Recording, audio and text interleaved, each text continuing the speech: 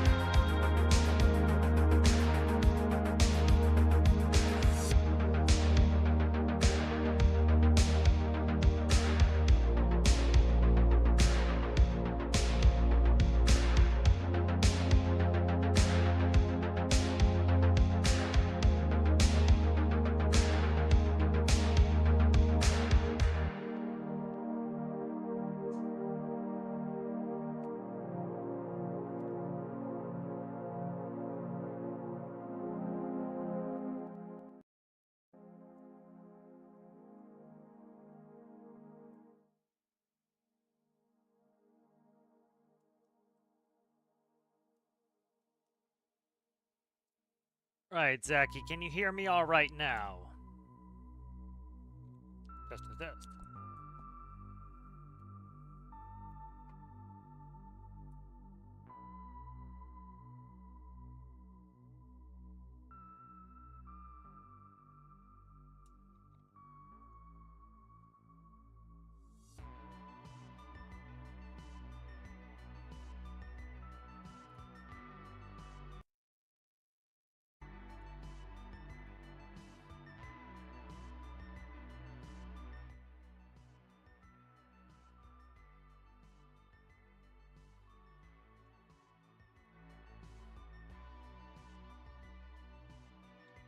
Test, test, test, test, test.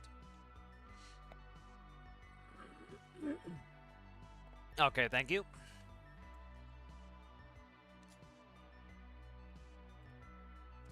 All right, hello, hello, hello. So, if you have problems hearing me or if the music's too loud, let me know. I changed a bunch of settings in Discord. I'm trying to record on multiple tracks now, so not sure how this is going to work with streaming. So, if you guys cannot hear me, let me know. If you can hear me all right, let me know. I can change some of the input volumes on that. If the music's too loud, just let me know. Let's see. You should be able to hear the game volume now. You hear that game volume all right? So, changed a bunch of sound stuff, so I just want to verify it all. All right, so let's go ahead, and I'm just going to quickly, we're in the career game. I just released a tutorial minutes ago. It's the updated tutorial for the pump and refinery. So we're going to go ahead and spawn this in and quickly connect it. So, did a bunch of work on this. Music's too loud.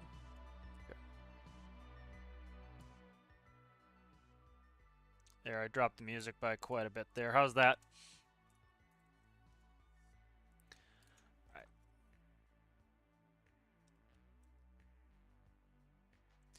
All right, so let me quickly attach this here.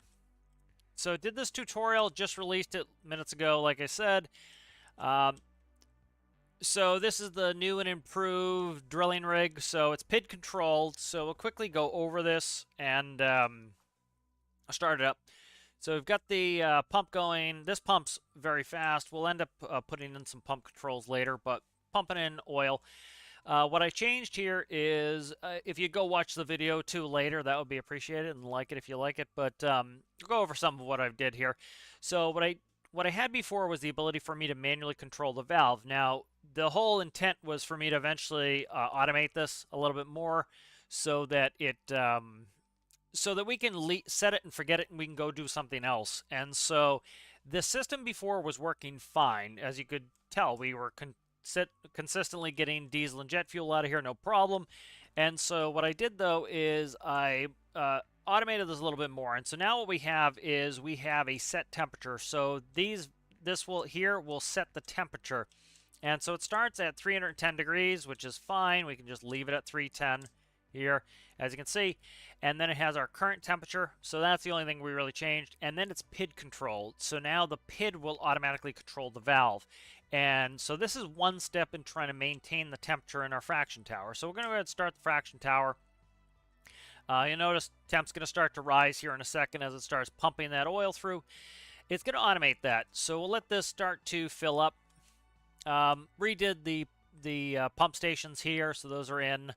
Didn't really do too much. I took out the loop here. We didn't really need it. I might add it back in later. So again, if you guys have any issues with the audio, either music or mic, just let me know, because it's like I said, I had to rechange a ton of settings. So.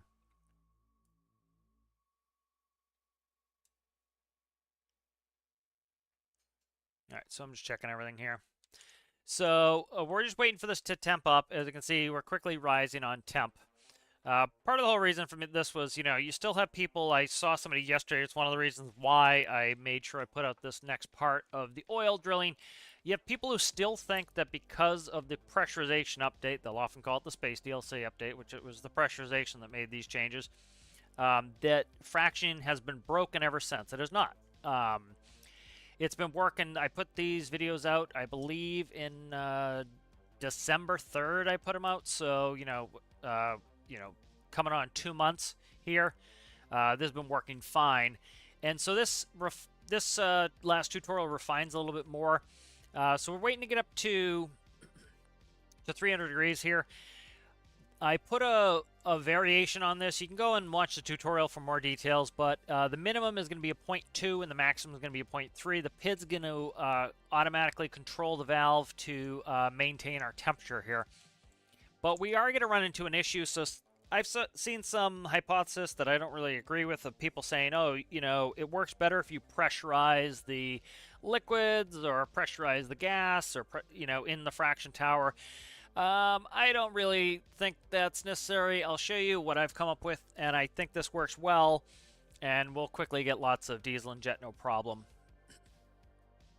It's a little bit on the slow end right now, but that's fine. It will, once we get over 3, we'll maintain 3 the entire time.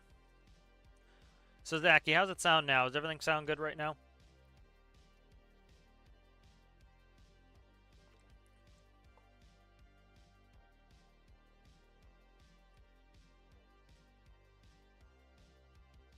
All right, so here we're coming up 285 and climbing.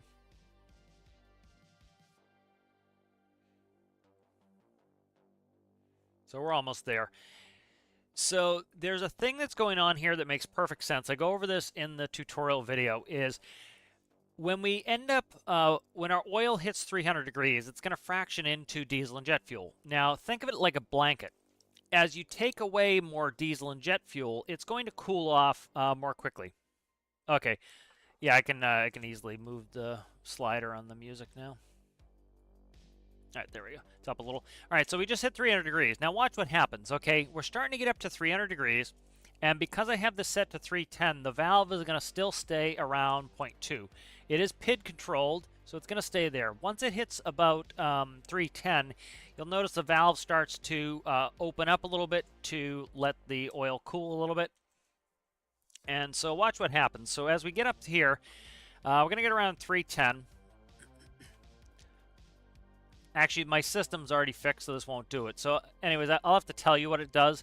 So if I turned on the diesel and jet pump, I've already fixed this in the tutorial. So what happens is, as you can see, it's starting to take in diesel and jet fuel.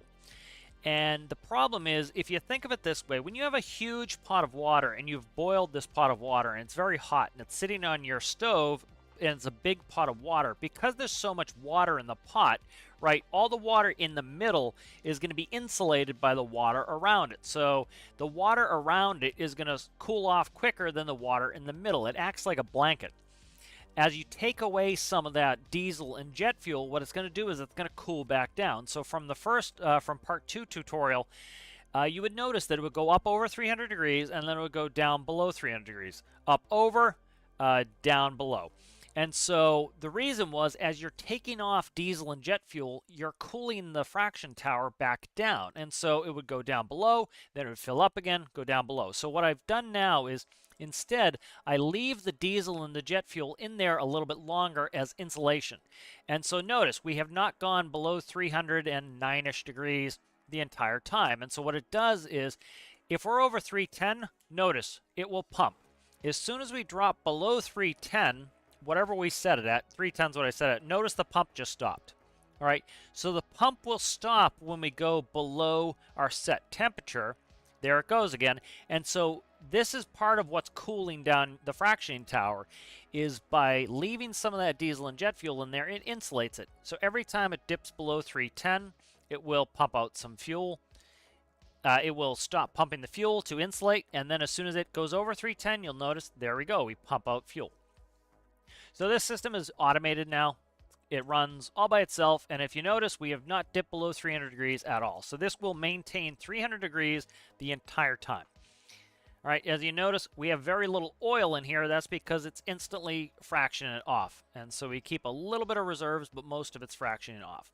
So this is a pretty good system. This will maintain it over 300 degrees consistently, constantly, no problems. And so eventually what we're going to do is, the next thing I'll put in here, probably another tutorial, is I will automate this pump. If we look here, this tank is already full. So you see, we're pretty much full. So what I want to do is, when the tank fills up, I want to stop the pump. And then when it empties back down, it will start the pump back up again. So just a little bit of extra stuff to do there. But as you can see, we have not gone under 300 degrees at all. So again, when people tell you that the fractioning is broken, it's been broken for, ever since the pressure update. It has not. It's working fine. Just send them to my tutorials here. This will show you between part 2 and part 3 now. We have a very stable system that will pump and refine our diesel and jet fuel. If we look here, we already have 360 liters and climbing of jet fuel, and we have 373 liters of diesel. And so they both just stalled because it went below, and as you can see, as soon as we go back up over 310, there it fills again. So it's using those as a blanket to insulate, so it's working quite well. How's it going there, Amanda? Thanks for all the sound help there, Zachy. All right, so this is up and running. This is our new FJ pumping station. So this works really well. Let me go ahead and do a save here. So what are we today? 30? Okay, let's go 30th. Okay. All right, so this is, we'll start that as a save. So go ahead and watch that video later. It goes into depth of what's going on with these. I explain a little bit better, and so this is pretty easy to get this up and running, and this is also already on the workshop, so if you want to just grab this and use it, you can do that. How's it going there, Anton? How are you? Good to see everybody. All right, so we're up and pumping now at FJ, which is good, because big goal here is to get the home ship out and running. So we already bought FJ. All right, so see how the pumps popped in? That's where a lot of people, I think, are having that problem. Is I think it's, personally, I don't know, I'm certainly not a software dev, and I certainly don't have any that much computer experience, but as you can see, those disappear. They're a vehicle in-game. Those are a physicalized vehicle in-game. And when you teleport, as you get away from an area, the objects cull, they go away for a resource, to save resources. If you notice, the entire hangar was gone when I spawned over here, and then it appeared. That chunk despawned. The problem, I think, that people are having when their pumps disappear is that I think it's a PC issue. I don't think it's necessarily a game issue. I think what's happening is their PC, the RAM is not, their RAM is not fast enough, or they don't have enough RAM, and it's not saving the current position of the pumps, and then the pumps don't get spawned in, and then the game saves it with no pumps. So I think that's the issue some of them are having. All right, so let's grab the W50. And let's grab its trailer. And we'll go over there and we'll start filling this up.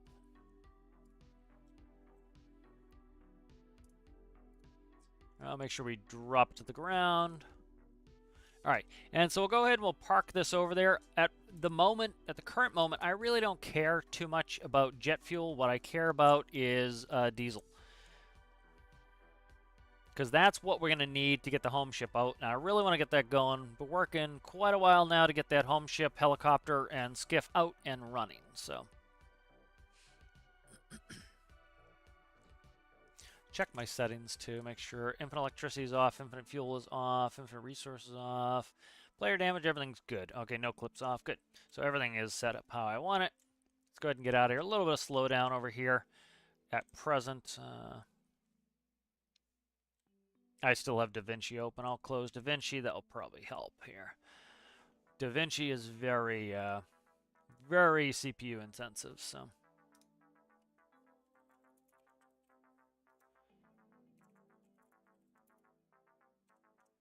All right, we'll just close that, and then we'll be good to go. All right, tractor supply.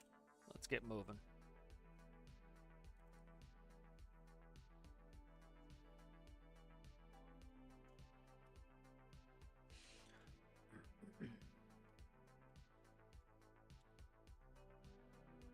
So, a little bit more on a tutorial kick. I did a tutorial last night, part of the modular engine tutorial series. Somebody had asked how to convert it over from a car to a boat, so I did that tutorial. So if you guys are interested in that, you can watch that. Also, workshop links are included in the video for that. And then back to this, you know. What I try to do is when people are saying X, Y, or Z, the game is not working, it's the game's fault, I go test it to see if that's true. And if it's not true, I try to make a tutorial so people can, you know, have access and play the game. So, kind of a little bit on a tutorial kick. I was kind of off it for a little while doing tutorials and a little bit back to it. So go ahead and we'll take the W50 over there. We'll pump out all the, we'll start pumping out the diesel. Don't really need jet fuel at the moment. It's good for money making though, so we're going to need that money. We're not too bad. FJ is also my favorite base to be running jet fuel out of because it is... I can use airplanes, larger airplanes like the Albatross, which will hold 4 of those pallets of jet fuel, so I can move quite a bit. Oh, there you go, Jacob. Good to see you. Yep, tried to make sure I could stream today. Probably stream tomorrow as well. Yesterday it was too late. I didn't get back home till like 3 p.m. So. But we'll go ahead and we'll head over there. We'll just set this up so that this fills. You know, it'll take a little while to fill this up anyway. I do have the road train, which has the other trucks in it. You know, I am using builds from other from previous, and so I will end up using that eventually. That has massive capacity. That has 14,000 liters per trailer, I think, at least. And so that one I can. You know, take huge quantities, and so that's kind of how I like to move it back and forth to FJ. But this will be a good start. We can hold, I believe, 30,000 liters of diesel in the home ship. We don't need to take it all. We just need enough to get going. You know, I don't want to run out of fuel. I don't want to have too little of fuel on board.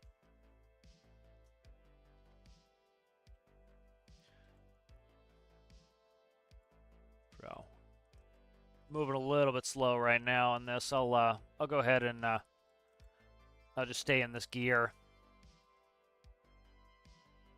The gears, I probably have to work in the transmission on this a little bit because if I upshift, if you see here, we're pegged at 1200 and we're going 72 kilometers an hour. If I upshift, the truck just doesn't have enough power. It has a pretty small motor in it, so it will lose speed. So I pretty much have to keep it in this lower gear, and we're not even hauling any liquid. So eventually I'll work on this transmission a little bit. It's just the next gear is too steep. I need to, you know, lower it down so it's a little bit lower. You know, the big road train's faster as well. This is, you know, Eastern European small.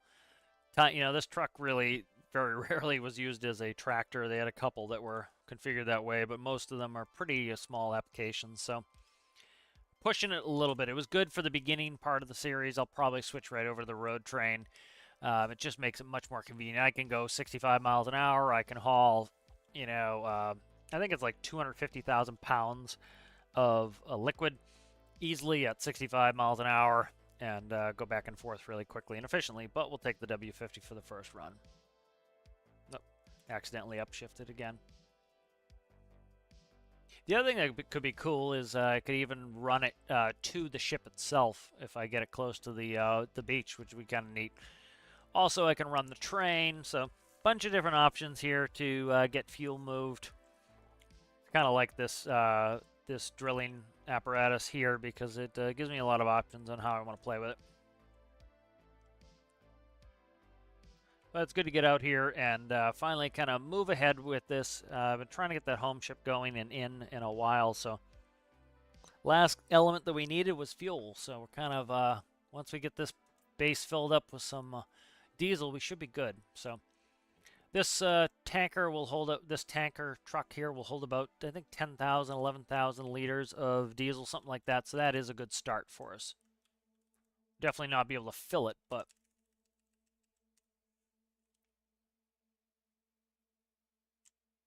all right. So I'm just revving up the engine here so that we can have the alternator runs, so that we can power the pump here.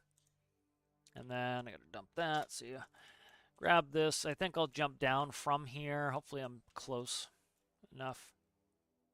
All right, so let's look at how much we have in there. So we have about 900 liters of each. Let's grab, I want diesel.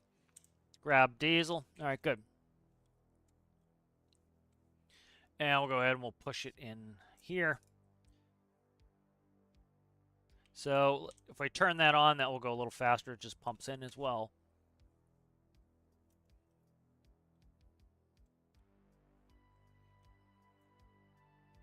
All right, yep, so we're losing some diesel there. It's going into the trailer. So we can just leave this alone, let that run and operate. What I should do is put a power takeoff on this so that I can just power it through the rig itself. But, even with me revving up the engine, I'm not going to overheat. And, I have more than enough fuel here. Like, I barely use any fuel with this vehicle, so it's kind of just a little bit of a money sink there.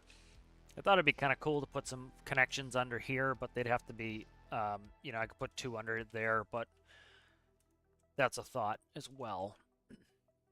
All right, so that's going. If we look at the map here, we have 240,000. That's a little bit pinched on money, so what we'll probably actually do is, let's see where we're at here. A little bit of jet fuel here, pretty good amount, 3,900 of diesel. So we'll be bringing over about 10,000 units of diesel. I might go, let's actually not just might, let's do it. Let's go back, let's grab the road train. See how the chunk pops in? That's what I'm talking about where, like sometimes people have things missing as if their PC is not fast enough. I think that's what's happening. All right, so let's go ahead and grab, let's see, probably the cab over, I'm thinking. Here's the cab over with air brakes. Let's go ahead, I'm just gonna grab the jet fuel. So let's grab one of the road train. So here's the road train tanker. Grab the whole set. Let's grab the set of doubles here.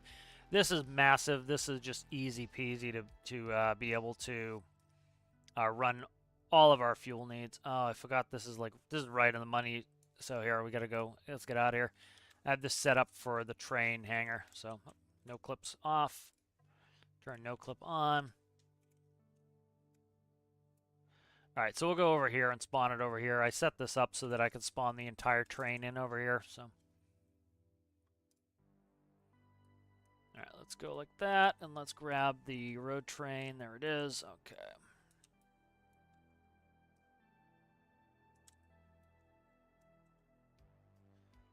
All right, and let's see, right there. Okay. Oh, don't spawn it. You suck. Okay. I accidentally forgot to paste it. I always do that. There we go. All right. So that's the big road train. So this, we'll get a little slow down and spawn in. And we'll go ahead and we'll connect this up. And this will be able to take massive quantities. The W50 is just, it's slow. It's designed to be kind of a beginner truck on it. I enjoy it, but it's not designed for these big ops. It's just going to take 100 years to do it like that. I keep forgetting I have the stupid defib on me. I got to get rid of it. It's slowing me down in all regards. All right, let's go ahead and grab this. Okay.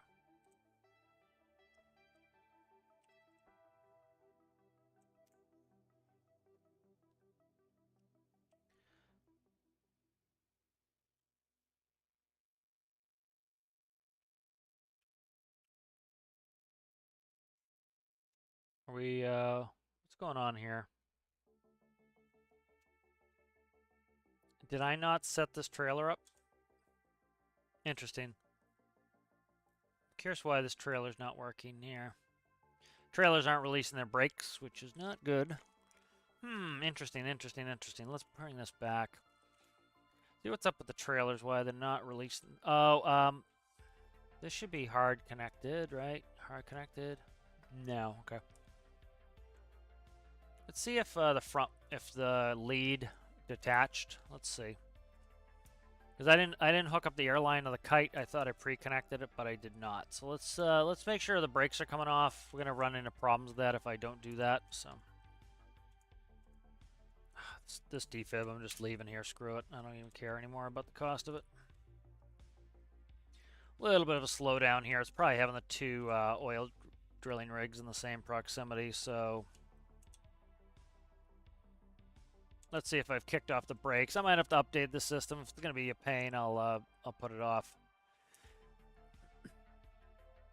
All right, brakes false. Okay, good. So it's likely the kite is on. So I just need to connect the kite wire.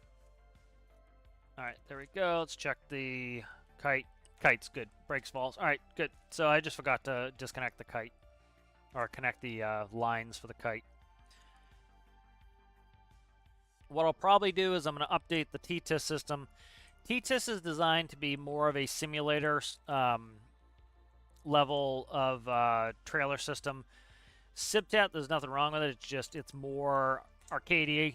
You know, it has some features that we would not have on American spec stuff. Like, for example, we don't have reverse lights on trailers, and so TTIS is a little bit more simulator based. So I have things like trolley brakes. I have air brakes on this truck now. So what I want to do is convert TTIS over to air brakes, and that way it'll kind of be the simulator version. If you want a more simulated tractor trailer system, you can go with TTIS. And so what I'll do is I'll end up adding airlines onto the tractor. I may or may not add airlines on the tractor. I'm probably going to do it, and that way it will go from the tractor and it will plumb air tanks on the trailers, and it will work realistically. So quite a bit of a slowdown now. We'll see what's up with it. It could be having the two rigs in the world. I might despawn the other rig anyway, because I think what it's doing is it's keeping this whole part of the map active and this whole part of the map active. And so, you know, one of the ways that games will reduce the load is by despawning areas you don't need. So you'll often see this, that areas you can't even see, like for example the Sawyer Islands, you know, you can see parts of the Sawyer Islands, but this island itself probably isn't that resource intensive. Likely the trees are despawned, all of the visual elements are despawned, so you can't really see them, so it's not really causing you a lot of processor issues. Looks like we're going slow, but we're going almost 60 miles an hour here. All right, so this thing moves massive quantities of fuel, so it's a nice way to do it. So because of the way I have this base set up, this base is not set up to be a big storage facility. So this base only has 10,000 liter storage for diesel and jet, and it has about double that for oil. And so at any given time, we really don't hold that much at the facility, but what we can do is bring a truck like this over there and just hook it all up, and this will it will pump into here. And then we can kind of use this as storage, and whenever this is full, we can then leave. the other base was more of a storage facility. The problem with that, there's not really too much of a problem with it, but if I want to make any sort of changes to the facility, I have to move all the fuel or else I lose it. So kind of a move it or lose it type of situation. So it can be a big enterprise to go over there and try to get all that fuel moved. So we actually have to do that on the other base. We'll probably teleport over there, get that jet fuel moved, and then be able to close out the other base because we really don't need it, the other refining rig. Because it's probably going to pretty much focus on this one and do everything here. It's just much more convenient. Logistics-wise, FJ is much better. You know, I don't have any big ships going into that beginner base. The dock is too small, and so might as well just have it all over here, and then when we need to move fuel, I'll move fuel.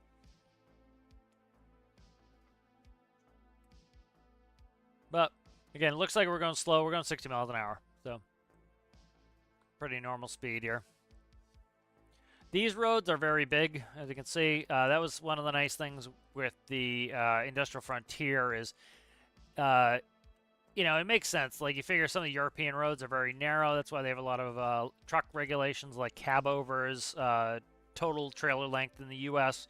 Australia, you have some very long tractor trailers because, you know, you have big, long, straight, flat roads, so you can really handle it.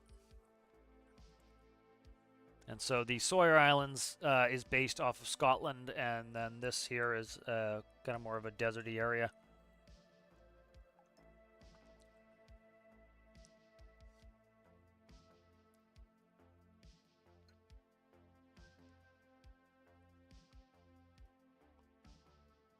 So I'm curious how much the W50 has on it now, but this whole rig can just stay there, and the base will just keep pumping it in. Oh, I didn't put. Oh crap. We're in trouble now. All right, we're going to have air problems. I did not put any air relief valves on this, so what we'll do is we'll pump it in until we can't pump in anymore, and then we'll just take it back. So we should still be able to get quite a bit in here. You know, I'll have to pump this up to 60 atmospheres because I forgot to put air relief valves on this because this is the first time I've used it since the pressurization major update.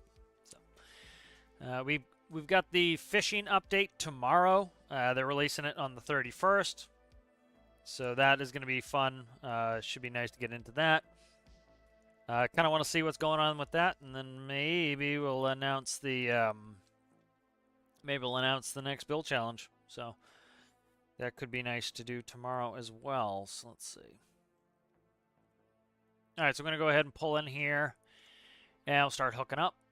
And then we're going to probably go and service the other base. I want to get that other drilling facility shut down. Like, we're not doing too bad here. We're down to 40 logic, which isn't bad. It's a little bit slow right by FJ. I want to get that a little bit higher. So you can see the size difference between the Eastern European W50 and the road terrain. It's quite a... Oh, I didn't mean to slam on the brakes like that. There we go. And the full-size road train. I don't think I need this to stay on, so let's shut that off. All right, so this is here. Let's get this off there. I'm going to put... it doesn't really matter. Let's put jet in the front, so let's pump us in. We do want to keep the power on this.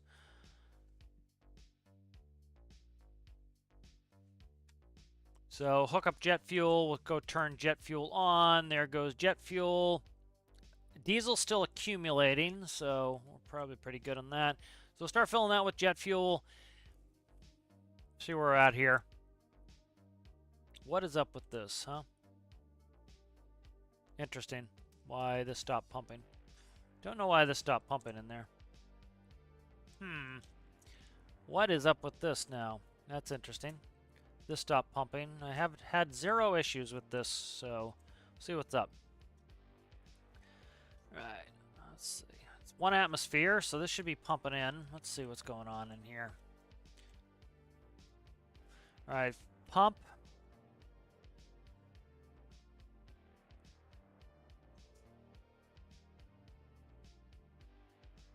Let's try to see what I'm doing here.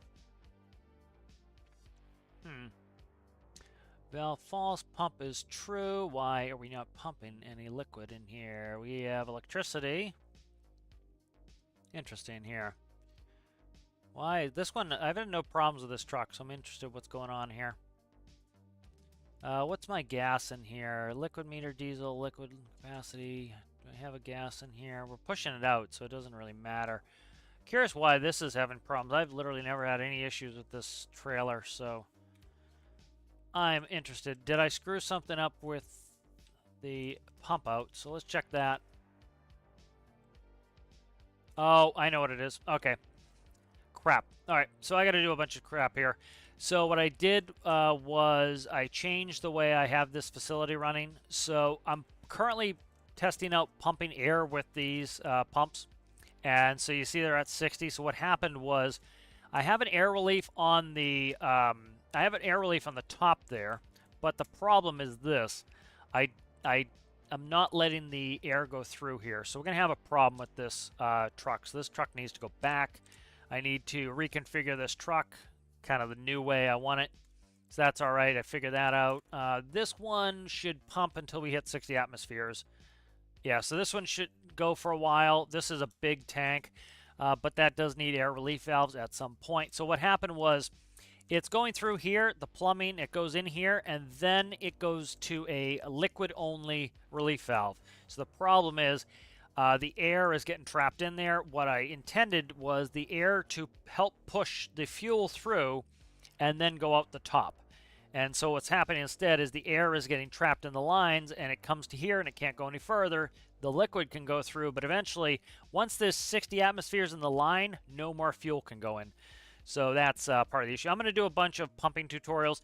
I did a pumping tutorial like literally the week before the pressurization update came out as kind of a way to memorialize what the system used to be like.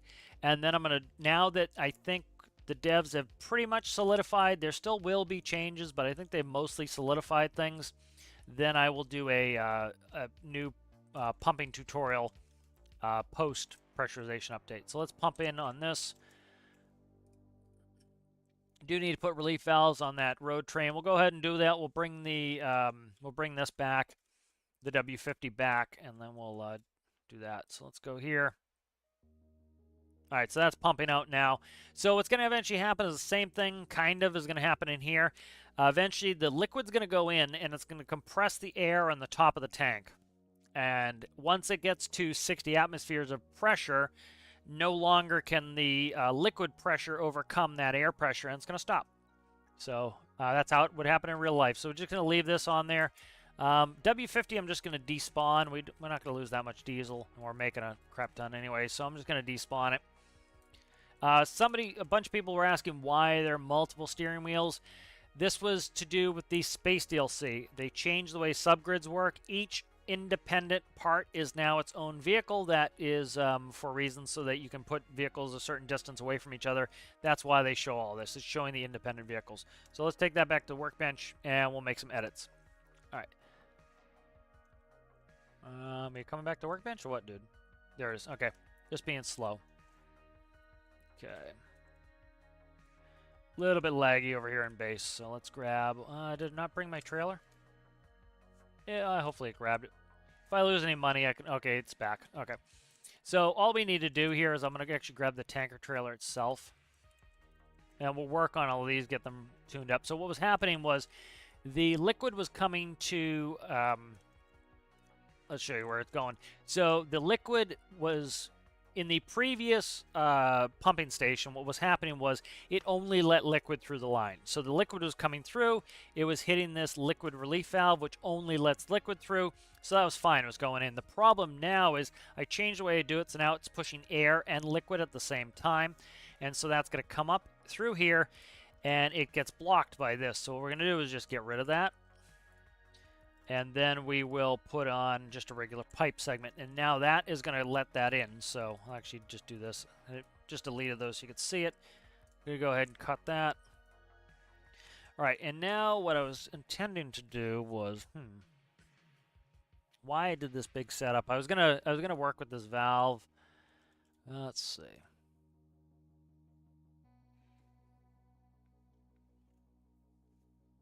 Okay, what this is doing is if I don't want to have the pump on, say I didn't want to waste a bunch of electricity running this pump.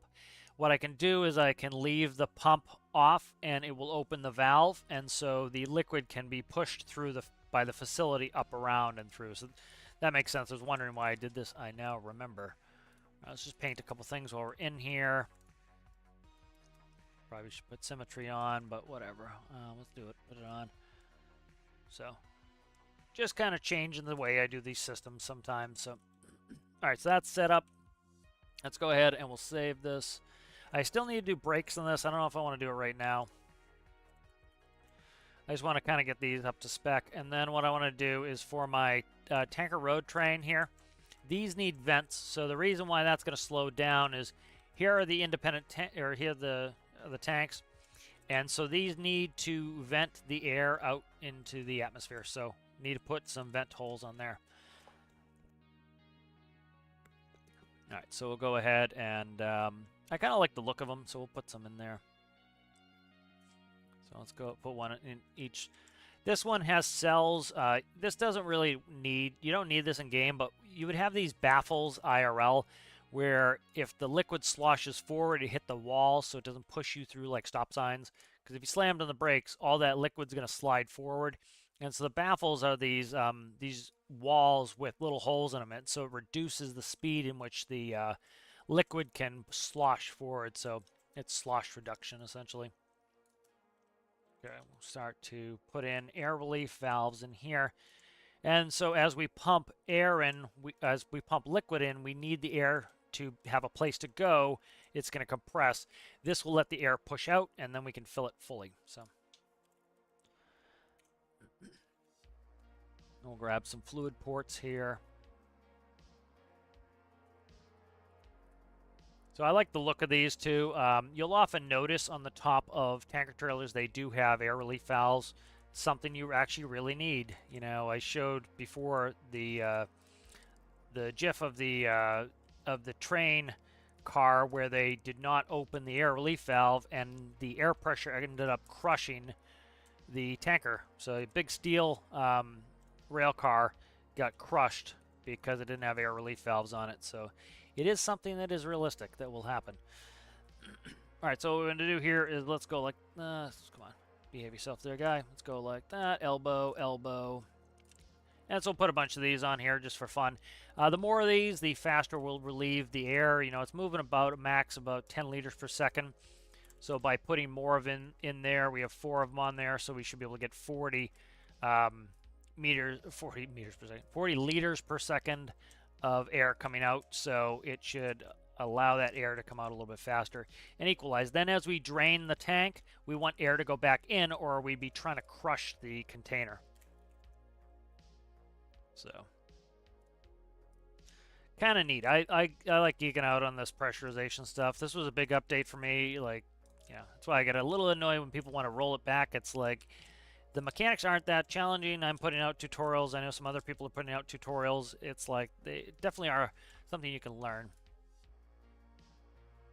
All right, tanker road train right there. So that's saved now. So this should pass gas in and out. No problem. So, yep, that's going to work fine. All right, good. So that's saved up. All right, let's just quickly go over here. We'll see how fast we're filling. Nope. Break my ankle probably. Nope, we're good. All right, so we're pretty much producing almost at the same rate that we are drawing down. So, you know, so the nice thing with this is this can just sit here automated all by itself and do its thing. So this is in gallons, so that looks small. That's gallons. That's why that number is doesn't look all that impressive. That's right there is about we're talking about 1,400 liters. So yeah, this is gallons in this tanker. So numbers will look a little bit artificially small. All right, let's head over here and play with this rig. I'm trying to get this rig shut down. Could just throw away the diesel, but the jet fuel. I think the diesel all got pumped out. I'm trying to despawn this base. By having these multiple of these bases up can cause lag, so I want to kind of get rid of them. Okay, we still have diesel. Crap. All right. Can't spawn the road train. Trying to get a little bit of a faster vehicle. I don't want to run the W50 right now. It's just too slow. So I'm trying to run a little bit faster, trying to get the diesel out of this base. We already have to wait for it to fill, so just gonna kind of run back and forth, do some of this base management stuff here. Let's see. Can I spawn one tanker? Oh, baby, I can. Okay, that's beautiful. All right, good. Let's go ahead and let's put relief valves in this. You know what? Let's do this. I can't spawn it here anyway. Okay, we'll just do this. I have the components together for the road train, but it can only spawn one place. Where's I'm missing one of the baffle tanks here, right here. Okay. So let's quickly add it to the independent segment here anyway. That's in case I want to take one of these, I can just do it. So if you guys have any pressure questions or you want some tutorials, I'm back in a kind of a tutorial mood. There's the, I'll find the channel on the Discord, but there's a channel on Discord that you can ask for. Sometimes I go through their video requests to the channel. You know, I look at it sometimes. Generally, it's kind of what I find that the community needs here and there, or what I feel like doing for a tutorial. So don't always go by it. It's not necessarily going to be the next video, but I do try to, you know, at least look at it every once in a while and see if I'm going to do something from there. Let me just quickly, I didn't put up my post for the live stream. Let me just quickly do that.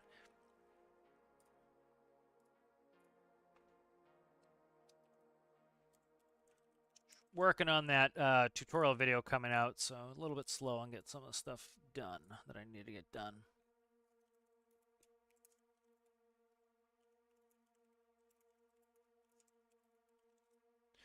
All right, and we'll just post this to Discord. I know there's some people, that's how they end up seeing the seeing that I'm streaming, as they see it on the Discord. So I like to put that up as well. All right, so let's get these all lined up here. So we'll baffle this one out, and then we should be able to take this tanker at a much higher rate of speed.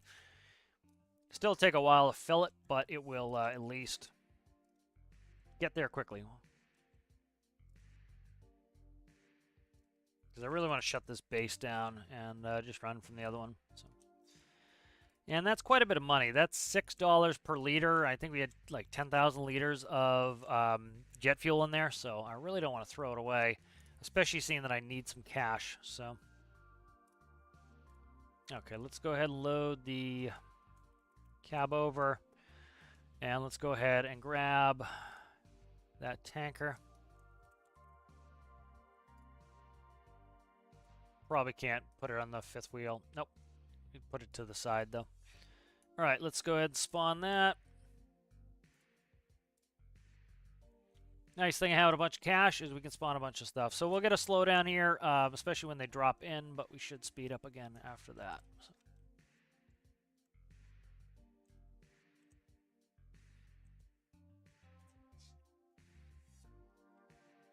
All right, catch up on some of this chat here.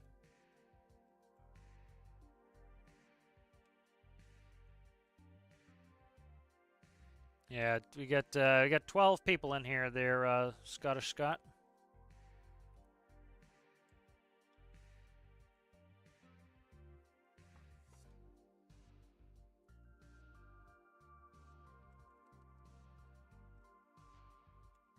I'll try to get away from base here, a little bit of slowdown. I want to get that other rig dealt with.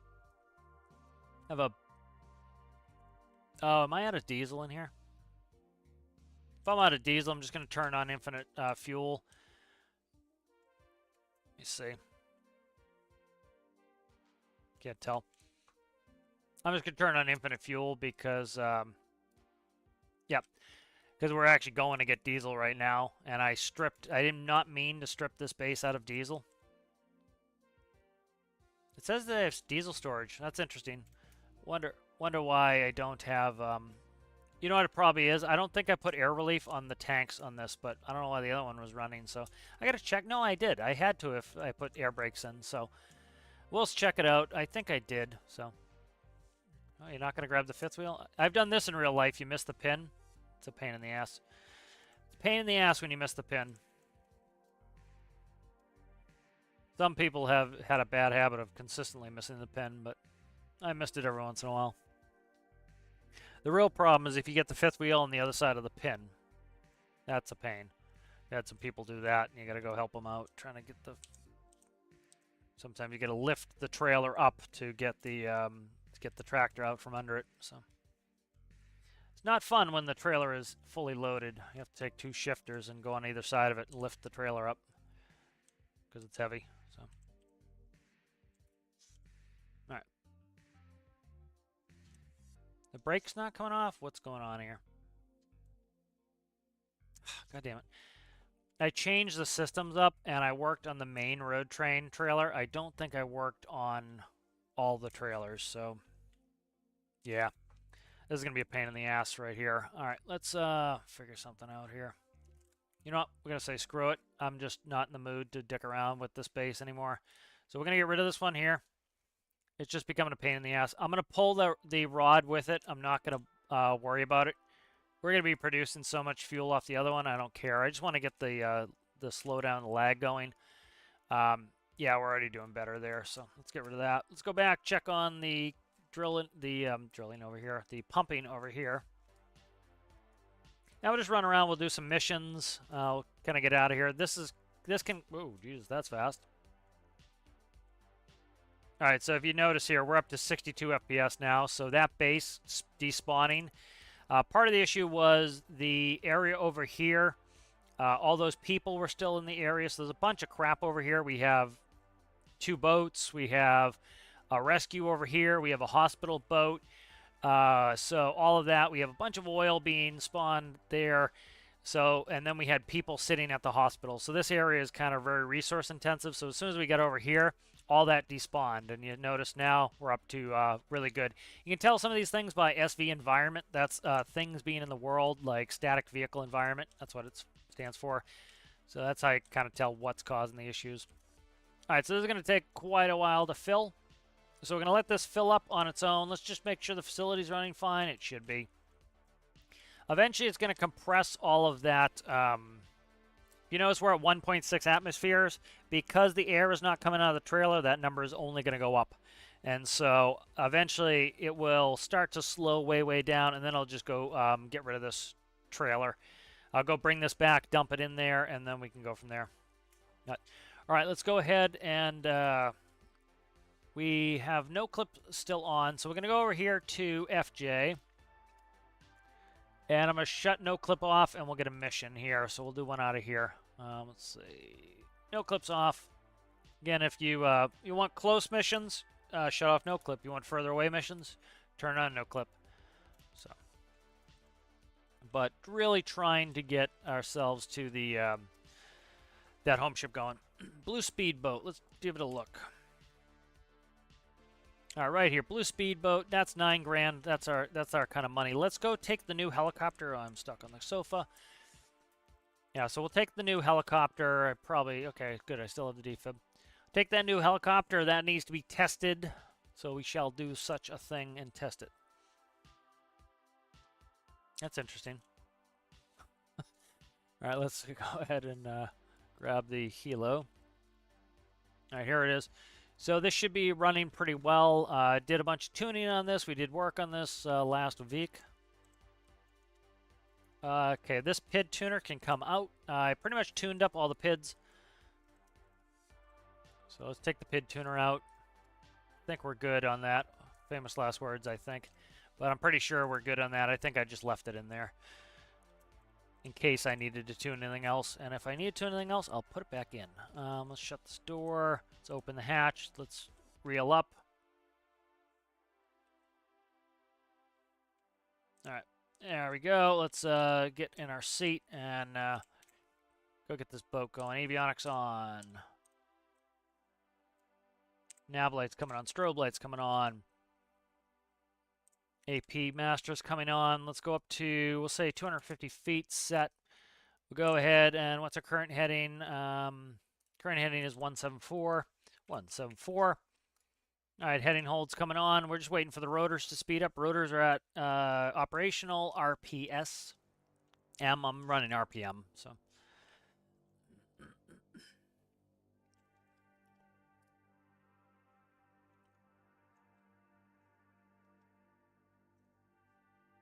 All right, just taxiing out. We can steer on the ground here, theoretically. All right, let's go ahead and we will go. Oh, I can't steer because I have the heading hold on. It was fighting me. All right, good. So let's go ahead and we're just looking for this. What is it? Blue boat, blue speedboat. So we'll just cut the field in half there. We'll go ahead and we will go nav and GPS. Start to increase the propeller on that. What's our bearing? Bearing is 6.6. So let's put in 6.6, 6.6. And that's going to turn us. And I need to take off heading hold. Heading hold will head directly to the waypoint there. So,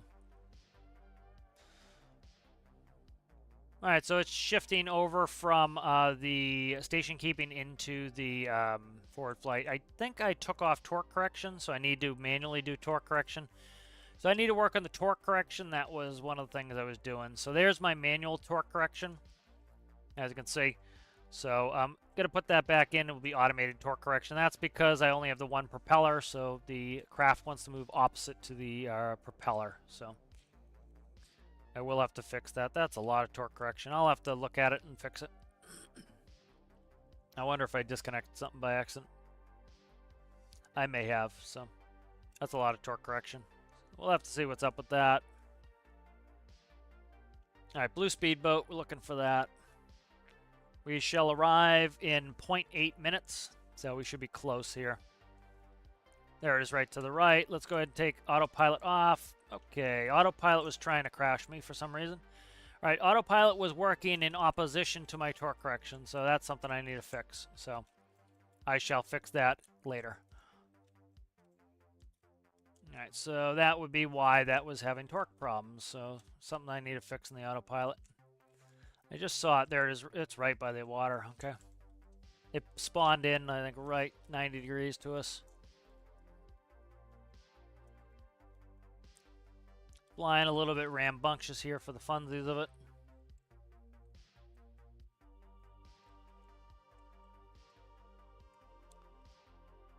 All right, so I have the autopilot completely off now. So we'll go ahead and I will zero us out here. 205. We'll put on heading hold and we'll put on altitude hold. And let's go down to 65 feet, 65 feet. So currently what it's doing is it is, I don't know what the hell it's doing right now. What are you doing, guy? Oh, that's why. I thought I had the prop feather set to spacebar. I have not connected that yet. So I was trying to zero the prop, and I had not. So that would be why it was misbehaving. So that's what it was doing. It uses its pitch when it's going fast, which it should, instead of the rotors to maintain altitude. So it was trying to pitch up and slow us down instead of using what it was supposed to be doing. Let's go ahead and we'll put a waypoint on here. That was a me error, not an it error. Let's go ahead and do nav GPS, put station keeping on there. Let's take off heading hold. What the fuck is it doing now? Come on. I've got it all screwed up at the moment. It's because we're going too fast. So once it goes over, what's that on the beach? How are those on the beach? Are those beavers? What the hell do we have down there? Alligators. Those are the first alligators I've seen. Look at that. Not going over there. Oh, you know why? You know why the autopilot was freaking out? As I had the autopilot off. That'll do it. All right, I shut the autopilot off altogether. I completely forgot I did that. So those are two alligators. That's hilarious. All right, so this is doing it itself. It's going to its station keeping. So what I'm going to do is I'm going to look for the wind. Wind's coming from there. So let's say 20 degrees left. So let's say a 028. So 28 into the heading hold. We're going to switch to heading hold. That way this won't auto-rotate itself all day long. Let's go down to, oh, I don't know. Let's go down to 50 feet. And we're good to go in the back and run this rescue. Hatch, come on. There we go. Hatch. There we go. Hopefully those obligators, those crocodiles, whatever we want to call them there, do not come and try to be our friends over here. Because as interesting as they would be, I don't want them right here. So that's interesting. That is the first time I've seen them. I know they're in game, but there they are right there. So 2 cocodrilos there. 2 more. There's 1 over there, and there's 2 cocodrilos over there. Quite menacing. But we're going right on top of the boat here. Perfect. Look at that. That's gorgeous. Let's actually take a screenie of that. It's always nice to get a screenie of the. So when people complain that there's no more search and rescue in this game, we can show them. There's a picture of. There's still search and rescue in this game. I don't know where they think it went, but it's here. I forgot to bring the fire extinguisher, so we should probably grab that on the next trip down. All right, let's go up. I don't want to burn my harnesses here. I have the defib. I didn't bring the fire extinguisher. Nope, there's a dead Johnny there, so we're gonna have fire extinguisher down next. But yeah, just keeping an eye on those crocodiles. I can't say oh my god, I can't say crocodile to save my life. How's it going there, Citrus? Cocodrillo. I keep saying cocodrillo instead. Yep, I opened the hatch and almost walked into it. Ugh, I meant to open the door. That's gross. Hey, what's up there, son? Let's sit in that seat there, boss. I don't have any sort of rescue equipment in here. I completely freaking forgot about that. So that is an issue I have to remedy. So notice see this. It's hard to stay in the harness and do this. So the method I came up with a long time ago is I open my door and then I send the harness down. And then when the harness is through the door, then I jump in the harness. And that works every time. So that's the method I've kind of come up with that is pretty much fail-safe. How's it going there, Basilicious? What's happening? Good to see you. All right, so we're going to let the boat burn. We'll answer Nicolas Cage's question of how did it get burned because I didn't put the fire out. All right, let's see. Let's grab Dr. Sleepy Pants here because they only have 5 more minutes before they go right down to Davy Jones' locker. And let's straighten up and fly right here, guy. All right, let's give him the old kiss of life. Oh, come on. There you go.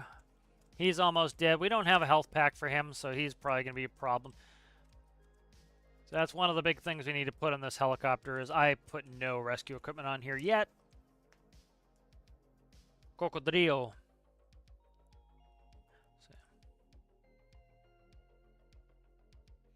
Have you gotten any progress on the home ship? A name? I had one.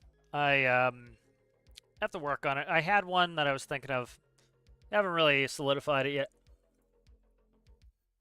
Sometimes the name is very dependent upon how big of a pain in the ass it is to write out in paint blocks.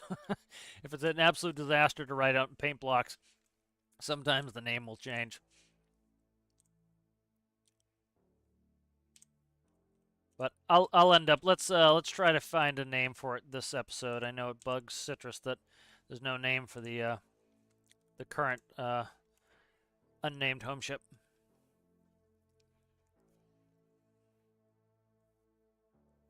Yeah, a little bit of antenna up the old Jackie is not the most comfortable of things to experience.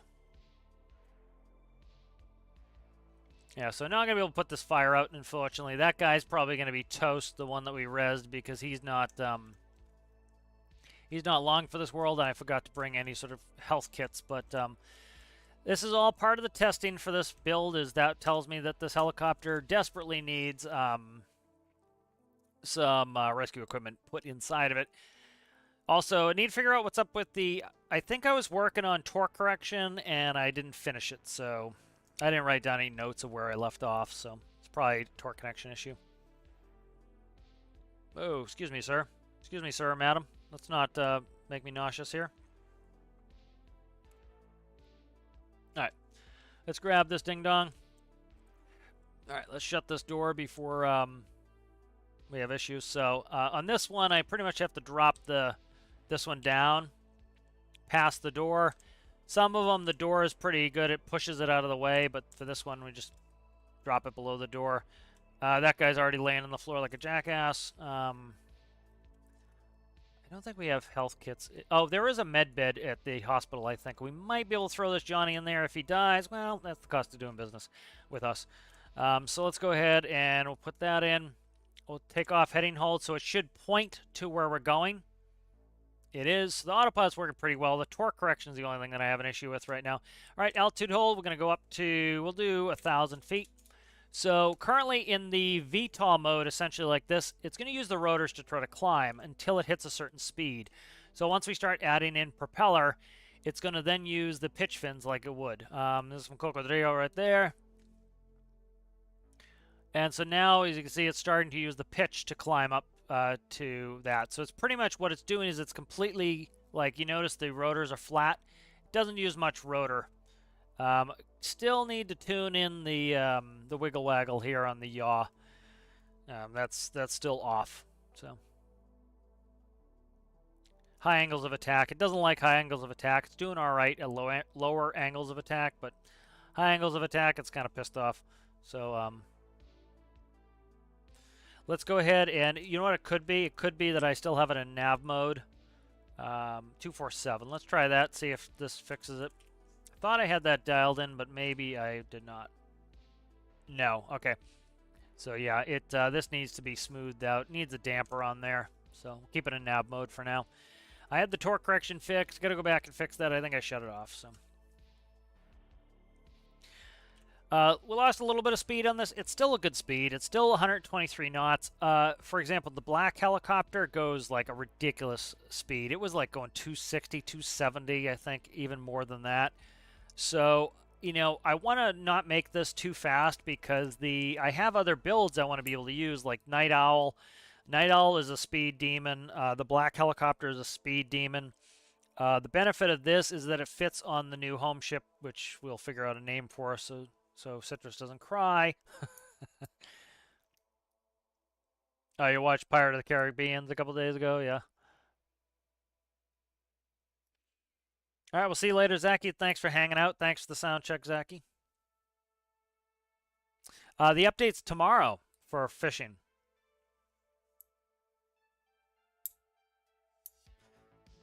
Yeah. The fishing update should be tomorrow. Let us read together and confirm, but I'm trying a different way to do some of these screens, so we'll see if this screws it all up. Let's see. Chrome capture. Let's see. Steam. Let's see.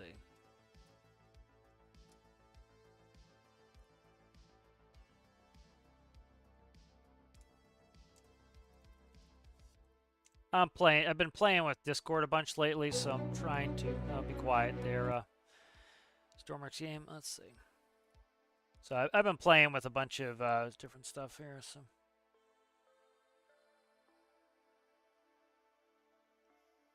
All right, where is the Chrome? Chrome. Interesting. Why is it doing that?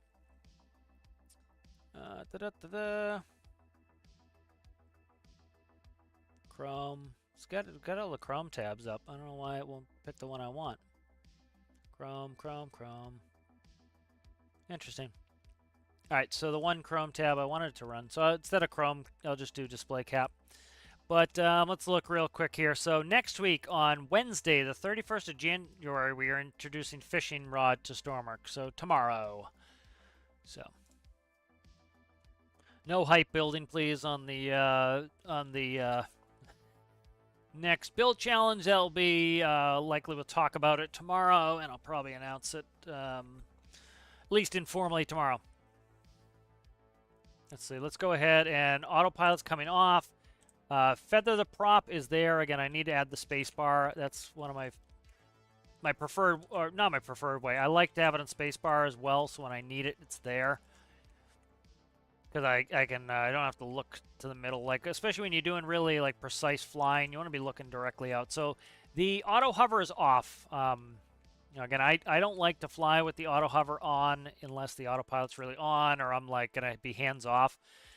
you know, a lot of people mistake like the flying for games as how it would be in real life. No, it's like if you let go of the controls, the aircraft is going to start going in one direction. It's going to continue going in that direction. It's going to drift, and you have to have some intervention. That's why they have professionals fly and not just, video gamers flying these things. How's it going there, Rocket? Oh, thank you there, Rocket. Appreciate that. I took off the what do you call it, the torque control. That's why the roll indicator is doing that. No, I know what you mean. It's what it's doing is the PID's not tuned properly. I still have to work with that. So once it gets past where it's supposed to go, it will then instead of what it will do is once it goes past where it's supposed to go. Oh, the camera's not hooked up. Okay, it will trying to fly and talk at the same time. Once it goes past the heading it's supposed to be going, it will then jerk back. And so I need to put a damper in. That's what I was talking about when I said I need to add a damper. And so what that will do is it will dampen it so that it will go by it, but it won't do a big swing back. It's overreacting, so I need to fix that. So go ahead and we'll shut down. Rotor brakes coming on.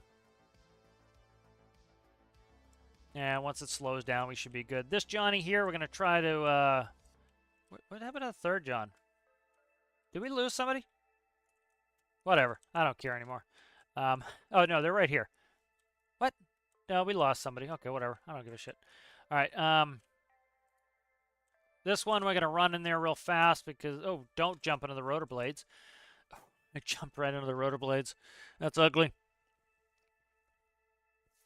Yeah, a tiny Titanic that can sink and explode, and yep. And the Kraken, it has to have something to do with the Kraken. The standard fare, There we go. Get rid of this, John. All right, he's now their problem. When did I leave somebody? I left somebody. Whatever. I think I said I don't care about somebody, so whatever.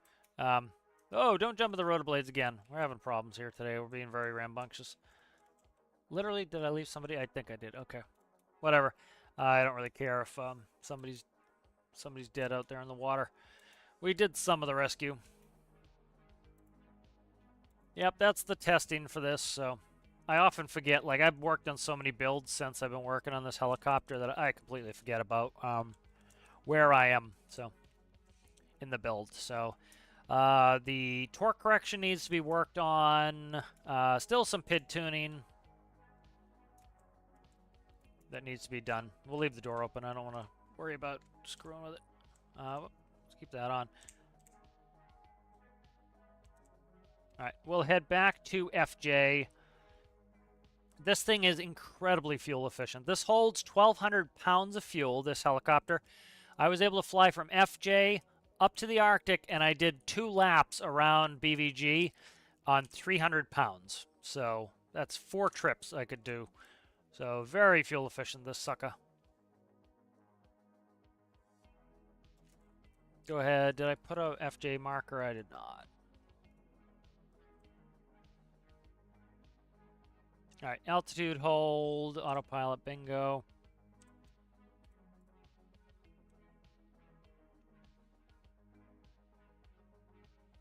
So see, it's gonna rise vertically until we catch a certain speed, and then it's gonna start to pitch because we now have enough speed for that. So I think this is what you're talking about, the turn slip. It's doing that back and forth. That is it overacting. So it's just PID tuning. I need to work on that. Thought I had it cleaned up, but I do not. Oh, I need to put a headset on the seat probably to quiet it down a little bit. Landing taxi spot logo. I don't have all my lights on there yet. I don't think I hooked up any lights, did I? No light panel. So I need to put a light panel on this too. So I'm gonna make right now. I'll do a Google Drive for the for this helicopter so that I have this going here. So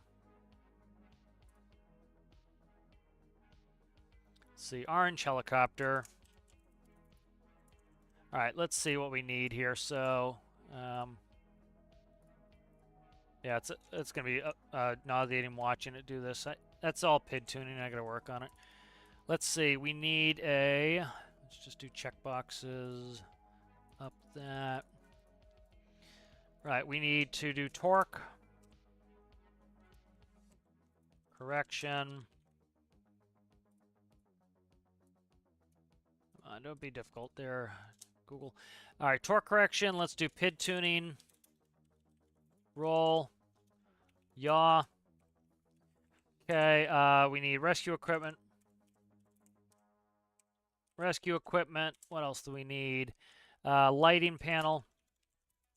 All right, we'll start with that. I started a descent into there. Let's go 250. Okay, it's why do you not want to descend now? That's screwy. I gotta fix with that. That's weird. That's weird. I thought it was working before. It's misbehaving again. So it's not where I'd like it, but we'll keep working on it. We'll get it fixed. Thought I had a bunch of these problems fixed. I hope I grabbed the most recent version of it. Could be that me taking out the torque correction screwed up some of the other stuff. I just yanked that PID tuner out. I'm curious if the PID tuner was hooked up to torque correction, and I just didn't remember. And by pulling that out, it's doing no torque correction. Yeah. How's it going there, Rasmus? Good to see you. Good to see you. Good to see everybody. Yep, be a quick haircut and scalp cut and everything underneath cut. Yeah, like see. Take that off. So we're flying over the drilling platform here. We just passed it. It's right there. Alright, we'll find a name for this sucker. I don't have much yaw control at high speed. Let me see what's going on here. Yeah, I don't have much yaw control at high speed. I need to increase my yaw control. Yeah, that's problematic. I think I cancel out some of the rotor function at high speed, so that could be our problem, is I have like no yaw control right now, so I need to probably increase my yaw control on this. At high speed. It's a high speed issue, so we'll see what's up with that. Still working on this. Very much a work in progress, this one. Yeah, it was a week ago. It still had all the panels sitting on the exterior, so. All right, autopilot's off. I'm just hand flying it. Auto hover's off. Just hand flying it. Actually, used kind of a trick there. It was still yawing me too much. Like I was trying to recorrect it, and so what I did was add a little collective to slow down the engine a little bit. All right, there we go. Let's go ahead and shut down. Rotor brake on. All these lights that are doing nothing anyway. Avionics and master power off. Don't walk into the tail rotor. How's it going there, Bucks? All right, good. So that's put away. Where the hell's my cursor? There we go. All right, so let's go check in on, let's see where we're at here, money-wise. So we got a little bit of cash on that. Let's go ahead and save. I think we'd have more cash seeing I despawned this base, but I guess not. I do have a bunch of trucks in the world too, so that could be why. The trucks are reasonably expensive. I bet you that's where all the money is. All right, good. So let's check where we are on the drilling operation here. Good. We have 1,000 gallons in there, so we're like 3,000 liters. 1,200 on that. So we're doing well on this. So for those who joined late, put out another addition to the oil drilling tutorial series. Went ahead and this is now a temp set and PID controlled, and this never goes below 300 degrees. So quick synopsis, go watch the video for details and like it if you like it. So what's happening is if you're letting the jet and the diesel pump out of here, it's like taking the blanket off of the fractioning tower. It is letting it cool off because you're taking away a ton of hot liquid, and that hot liquid is insulated and helping to keep the volume hot. And so what this does now is I currently have it set for 310. When this dips below 310, it stops pumping. And so that will allow it to maintain temperature. So this will never go below it'll go below its set temperature by about half a degree. I could tune the PID to be perfect, but I even go over it in the video. I don't need it to be ultra precise. You notice we stay within about a degree of where we need to be. I don't need it to be ultra precise. So this runs in the background. There's no need for me to make this super duper precise. This will run in the background the whole time running, but it will maintain 300 degrees plus the entire time now on one electric furnace. So that's nice. You don't have to deal with that too much now. So runs really nicely now. So we are almost pumped out too. So just going to keep this pumping. These are going to not be able to be completely full because they I forgot to put in air relief valves on this one. So eventually this will get up to a pressure where the pumps can't overcome. And then I'll just go and I'll bring it back and we'll dump the fuel in. So let's see what the pressure's at right now. Yeah, see, we're up to 4 atmospheres. So it's still pumping really well. But eventually the pressure inside the tanks, because I don't have relief valves on these road trains, eventually it's going to crush the air up the top, and we're not going to be able to get any more liquid in there, but we still should be able to put huge quantities in there.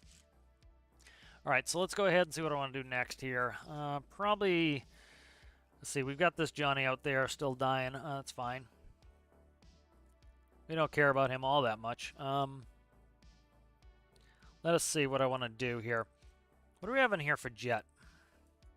We need money is what we need. A little bit of money. A little bit of cash, dollar bills.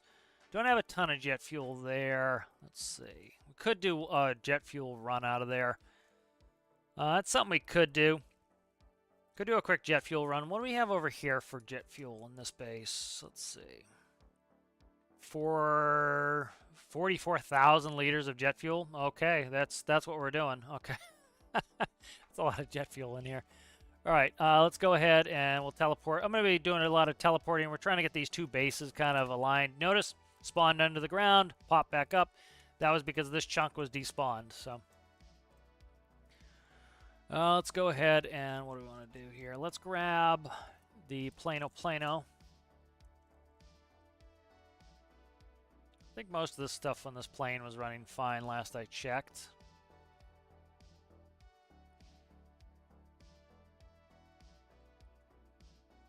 Yeah, we'll do a bunch of ferrying some fuel here. There it is right there.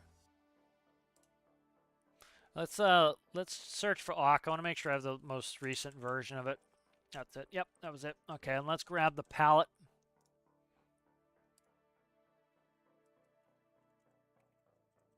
All right, here is the jet fuel, Jet A pallet right here.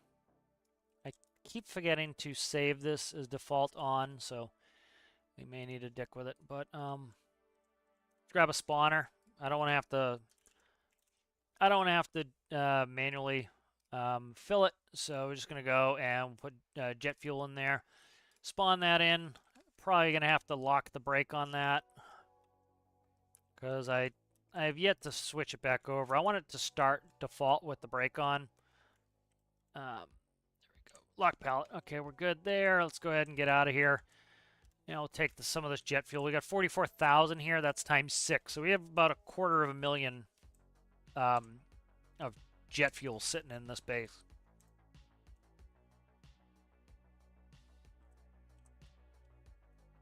All right, let's go ahead. Flaps for takeoff. Parking brake released. I think we're good to go here. This was having a gear problem last I used it, but we'll see if it's still having an issue.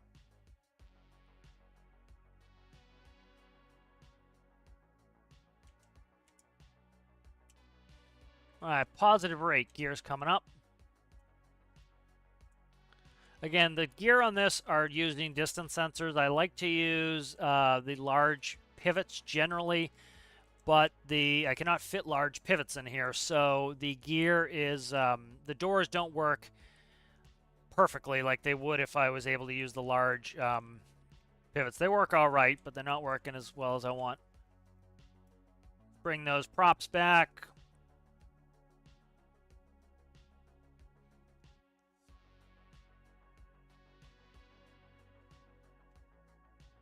Yeah. Let's see what we're saying there, Amanda. This plane flies beautifully. This is dialed in really well. This flies very realistically how it would fly IRL, so it's nice. All right, we're down to max efficiency, which is generally where you want to be running. You know, we don't need it to be, we don't need to be screaming. You know, the distance is so short, the only time you really make up any time is if you're covering very long distances. So there are really no very long distances in game. It's 45, like 50 nautical miles max to the Arctic. And so it's like, it's really not that far. So like going an extra 20 knots, you know, is an extra, you know, third of a mile per minute. You know, so it's 15 minutes about to the Arctic anyway. So, you know, you're really not making up all that much time. You know, you'd be making up, what, 5, maybe? You know, so it's really, you're only saving, I don't know, maybe a couple minutes at most to scream and burn a ton of fuel. So it's not really worth it. Like, if you're going long distance, yeah, it makes a little bit of sense to hammer, but doesn't make, oh, I got to put up the flaps. So that's why we're, you notice we're still climbing. We're still climbing even though our pitch was below the horizon. That's because we had flaps in. The flaps were giving us extra lift and ballooning us. So that happens IRL as well. So there's where all the gold is. I really would like them to go back and work on the industrial frontier. Whether or not they'll do it, I should make a video on it. I still have yet to do it, but I'm kind of looking at their schedule. They seem pretty busy. I checked, you know, somebody was talking that, you know, they think they're a big company again, and so I actually looked at their filings. They have 4 people. You know, I confirmed it with their filings. They have 4 people in the company, so, you know, that's one of the reasons why I give them a break quite a bit is, you know, I put everything in the context of, like, there are 4 people doing this. And so, like, if there were 40 people doing this, yeah, you would say, this shouldn't happen, this shouldn't happen, this shouldn't happen. But when there's, like, 4 people, you can start to see that if one person calls in sick, that's 25% of your workforce is out that day, you know. And so, you know, puts it in perspective, and you start to say, oh, that's a reasonable amount of work for 4 people to do, you know. Let's read some chat here.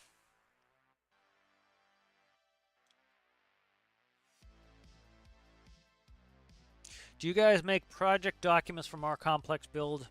I usually do it in, I have a Google Doc with checkboxes, and like if I have a really complicated build, I will do multiple headers. Like I'll have like bridge, I'll have engineering, I'll have ballast, I'll have firefighting, I'll have rescue, I'll have all that stuff, and so that way kind of keep track of it. Some of the smaller builds I should, but I just don't do it. You know, the problem is if I take a break and I go do another build, I need to have, you know, like I forgot half of what I was doing on that helicopter. That's why I was like, why is this not working? Why is this not working? It was because it's, you know, I didn't write down what I was working on last, so I didn't know what was connected, what was disconnected, what was half fixed, you know. So I got to work on that.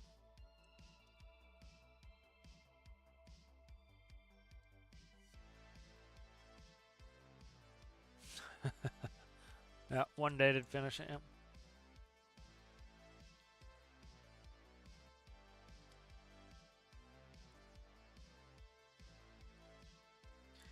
I'm just reading. Does it make sense to automatically toggle between landing and taxi lights based on weight on wheels and maybe airspeed? No, not really. Generally, in smaller airplanes, you'll have landing taxi. You don't toggle them really. You know, yeah, you wouldn't really want to do weight on wheels on them. You know, you could do it on throttle position, but generally, you know, you're putting on all your lights. I just do it for space. Like, we used to have landing taxi for small airplanes, and it was just one switch, you know. Bigger airplanes, you want to control them because your landing lights are absolutely abysmally bright. Like, we were screwing with one of the maintenance crews because they were being a pain in the ass. We went into JFK, and it was an absolute disaster in there. It was like, it took us 6 hours to get off the ground in JFK. We were taxiing that long. And so, like, we were supposed to be going into our gate, and maintenance had their taxi light on, blasting us in the face of a 777. And so we asked them, like, hey, 777, can you shut off your taxi light? You're killing us over here.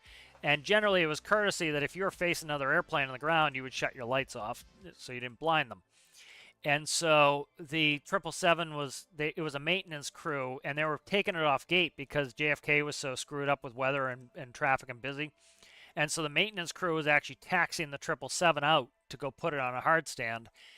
And so they were like, "Oh, it's policy. We have to leave the light on." And we're like, "Dude, just shut the light off." Like, it's like, shut the light off.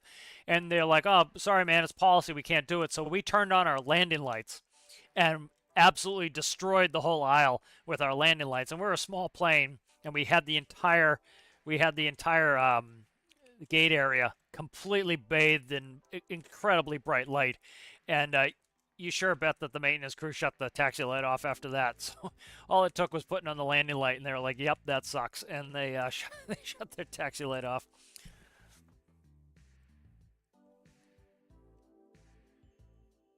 Yeah, you know, your main thing you need a landing light for is landing. Like you could have it shut off when you went wait on wheels, but you know, you want to bathe the whole runway when you're taking off in light. You know, pretty quickly we shut all that crap off in the air, but you know, like in a big airplane, you do not want that landing light on the you know, unless you're on the runway. Like even if we're like aiming across the runway, you wouldn't turn your landing light on until you go straight down, because if you had another intersection in opposition, you'd blind the hell out of everybody. So you would you know, you would wait until you're straight down the runway. Yeah, like for example, the like your landing lights would hit the runway at 300 feet. So you're going, you know, 300 feet.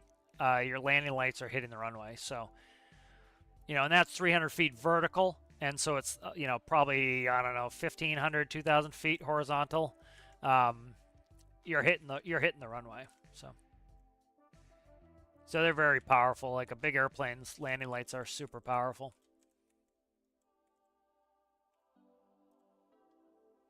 All right, so we're going to come in here. This is, I didn't even check it, but oh, it's not hooked to the rails. What the Christ? All right, what are you doing back there? Why is that off the rails? Okay, that sucks. That's off the rails, so maybe I accidentally shut the lock off, and I had the lock on to start with. That's not good. IRL, that would be deadly. That's caused a lot of cargo crashes, is if the cargo slides to the rear like that, you won't be able to get your nose down, you'll stall. All right, here we are. There's military, right, 12 o'clock.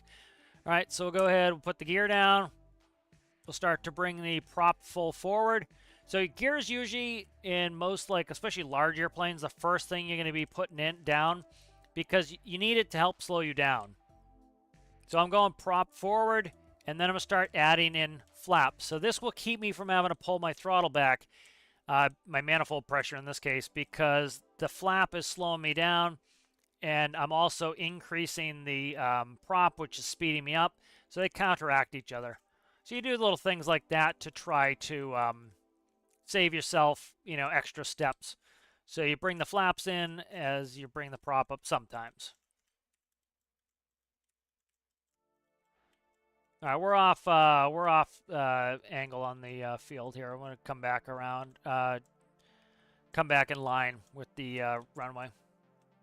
Do a couple S turns here to buy space. So like if you're too close, you're too high, you can do some S turns, and that will cut down, give you some time to lose some altitude. So watching our speed here, we're getting a little slow. All right, there we go. We can start to see my runway. Like from here, you'd be able to see your runway lights IRL. In game, they don't come up till really late, so it's kind of tough in game, especially if you're in instrument conditions. You don't see the runway lights till the very end, which they should come on earlier. But that's part of like the game spawning the chunk in when it does. Again, talked about like real airplanes. We changed our pitch, power, and configuration, so I need to retrim here. So, you know, I expect that when I put in my flaps, that I need some trim, you know. And when I slow down, now IRL you need it for gear as well. We don't need it in game for gear. We don't really get much drag off of them. IRL you got a ton of drag off your gear. So there's my lights came in, so I can see it now.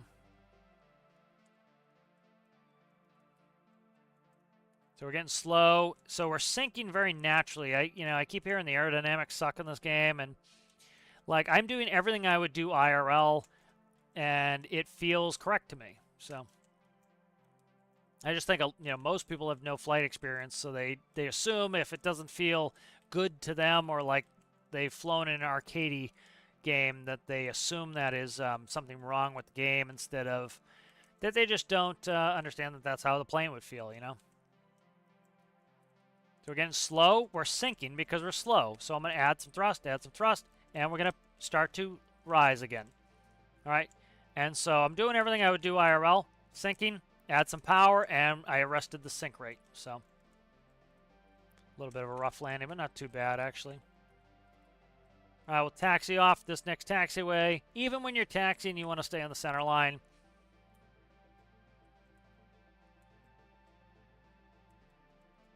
All right, so when we land, we have very low propeller pitch, so we need a lot of our RPS on the engines. That's how it is IRL. Taking a small bite of the air at this point, so you need a lot of RPS to overcome it. All right, so this right here on this side is where the despawn is. So we'll hit the brakes. Parking brakes coming on. Up, master power stays on. All right. Avionics master. All right, let's go ahead and despawn this. So we did all right with that sliding backward. We'll wait for the propeller to stop, but this was supposed to be, I might have inverted this. I meant to invert it so that it starts in the lock position. I must have already done that and forgot. So let's see where we're at here. 190.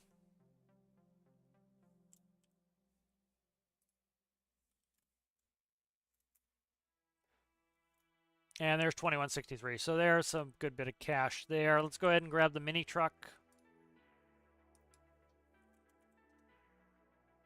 Where is it? It's this one. And we'll grab the pump. The mini truck. Yeah, we'll go pump that fuel out. That's worth a good $13,000 dues there.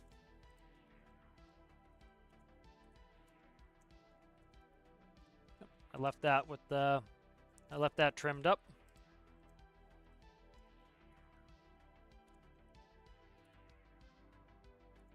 I like the gearbox in this. These are fun that they rev so high. Very fun and sporty feeling. That's why I like something like this that's not even like fast IRL. They feel nice to drive because like you actually have to rev them like something has a ton of torque and you don't have to rev it up. It doesn't feel as good. It doesn't feel as punchy and fun.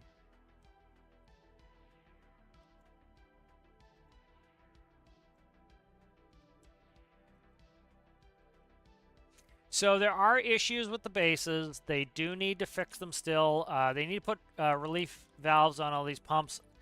I'm disappointed myself that it's taken them this long. Personally, I think, they should get to it faster than they are. It's a known issue. It's pretty easy to understand why it is doing what it's doing. Is they need to. Oh, good. This is empty. I can throw this in the water and just get rid of it. See ya. Sick of you. They should know why it's doing what it's doing. Didn't mean to do that. What's happening is without the air relief valves, we're pumping air into the tanks here, and then they can't go anywhere. So we're pumping out right there. Okay. Oh, come on. These are backwards. Fuck. Don't do it. Cocksucker. Oh, that pisses me off. Oh, I labeled those backwards, and it screwed me in the ass. It really did. Luckily, this thing doesn't weigh shit, so... You can see the aggravation is taken. I'm not aggravated at the game, I'm aggravated that I labeled them wrong, and it screwed me. So I need to decrease the winch speed on this, and I need to label this correctly. So that's the top of the to-do list. But luckily, this thing doesn't weigh anything, so I can just push it.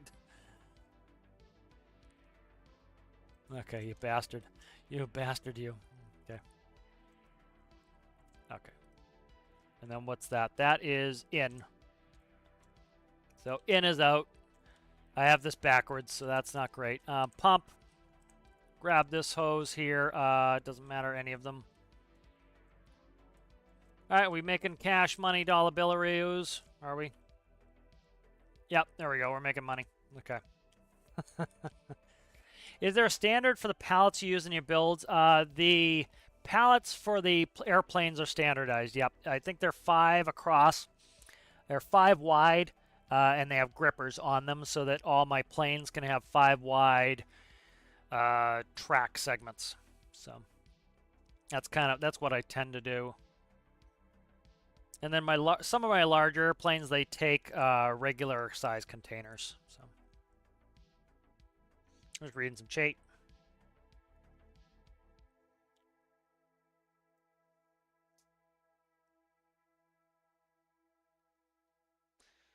Yeah, but that's the standard I've been using for my pallets. Eventually, I'm going to do a video on logistics. The devs were receptive to 454's video. I've not seen it. I think 454 talked about, let me bring it up. I'm not going to play it, but I want to bring it up because I think talked about, I might have talked about crab pots. I don't know.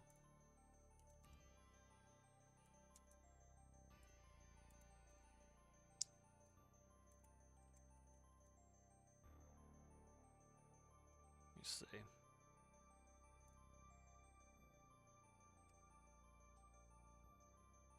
Trying to see just from the picture. I haven't seen the video, but trying to see. You know, they mentioned the fishing video that 454 did. I have not seen it, but you know, I'm gonna probably do one myself for what I would like to see in fishing. You know, I'm big for pots. That's the big thing for me. Would nets be cool? Yes, absolutely. I would like nets. Nets would be fun. I don't think nets are really easy to do and maybe possible. I think pots would be very cool. You can do fish in pots as well. They do crab fishing in pots, and then they also will, certain seasons, they will just bait the exact same pot and for cod and other fish right in the pot. So, can't find this video. Just getting the sucker pumped out. I don't know if these pumps that the devs have here, I'm curious if they reset if you do a save. That would not surprise me if they did. Let's see.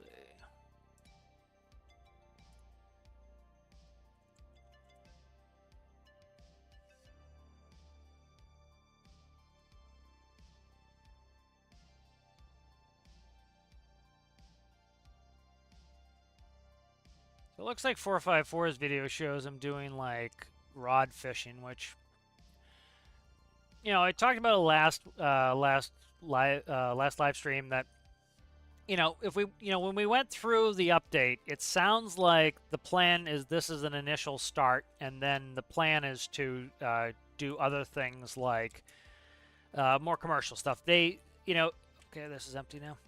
You know, it definitely sounds like that's what. Oh, fuck off! I fell in the water. That definitely sounds like that's what they're doing, what their plan is. I think, you know, it's they did something similar with pressure. We can actually go back and look at that. You know, they asked our permission for something I think they're already planning on doing, and that's not unheard of in many businesses. Is they say, "Oh, would you guys like this?" Well, they're already planning it. They've been planning it, you know, like I'm talking about the other businesses. The other businesses might have been planning this for 10 years, and they ask, "Well, hey, would you guys like this?" And the whole thing is they're already doing it. They're building up interest in it, and they're trying to get some feedback.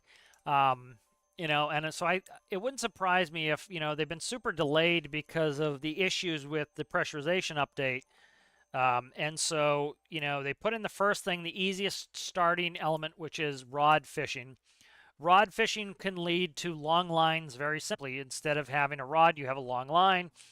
And then you can easily put essentially the same technology of a fish gets caught on a hook as a fish gets caught in a pot. And so I think same thing happened with oil drilling. We got new parts. We got new functionality. The oil drilling major update came out, and then we got the oil spurt was later. Some of the parts were later. Some of the other functionalities, I think oil spills was later, if memory serves. So a bunch of that stuff will come later, I think. It makes sense. I think they, you know, I think it would have been better if they were just like, hey, this is going to be the start of the major fishing update, and our plan is we're going to start with rod fishing, and then we're going to move on to different elements of commercial fishing. Please, share your ideas on what you'd like to see for elements for commercial fishing. That would be, I think, a better way for them to do it, if that's what they're doing. Get them lobster pots. Yep. Yeah, I think it is kind of novelty, but I think it is a starting point. If that was all they're gonna do, yeah, I buy a bunch of the criticisms the grouchy community have had. If that was all they planned on doing, but I really don't think that's all they plan on doing. I think it's a starting salvo. Because what this is going to allow them to do is, you need to understand, like, if you follow and you read of like Reddit and you read Steam, if you can, survive reading that crap. But if you read that stuff, you'll see you have some of the community asking for the devs to slow down their updates, to test them more. And so part of the thing is they do this a little bit covertly. I don't know if they should keep it covertly or be overt with it. But for example, by starting with rod fishing and then getting the test data by seeing, okay, is rod fishing buggy? Is it working? Then they can move on to the next step. If there's problems with rod fishing, they don't have to work on rod fishing and pots and nets and long line and all this stuff and all the parts for fishing. What they can do is, okay, part one's rod fishing. Okay, it's 80% working, 20% not working. Okay, we're going to work on the 20%. Now it's 100% working. Okay, good. Or 99% working. And then now that that's working, okay, let's do long lines. Yay, everybody's happy. Long lines now. All right, so now first element of commercial fishing. It's essentially just the fishing rod, but instead of a personal inventory item, it is now a long line. All right, then they start working on pots. So now that long line is at 99%, then they announce pots and they put out pots. And so I think that is a better strategy. And if you've read some of like people's commentary on how they would like them to test more than dumping, they would like them to do more small updates than big updates, this could be that kind of responsiveness to it. And it wouldn't surprise me if they don't want to get bitten in the ass again by putting out an absolutely huge update that breaks a bunch of shit.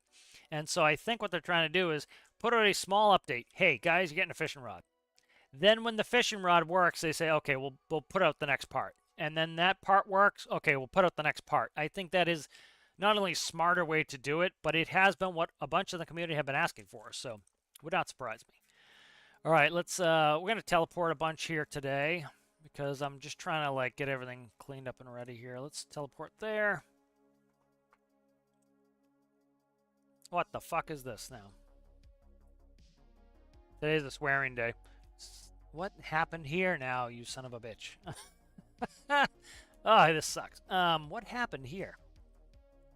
We got damage at the fifth wheel.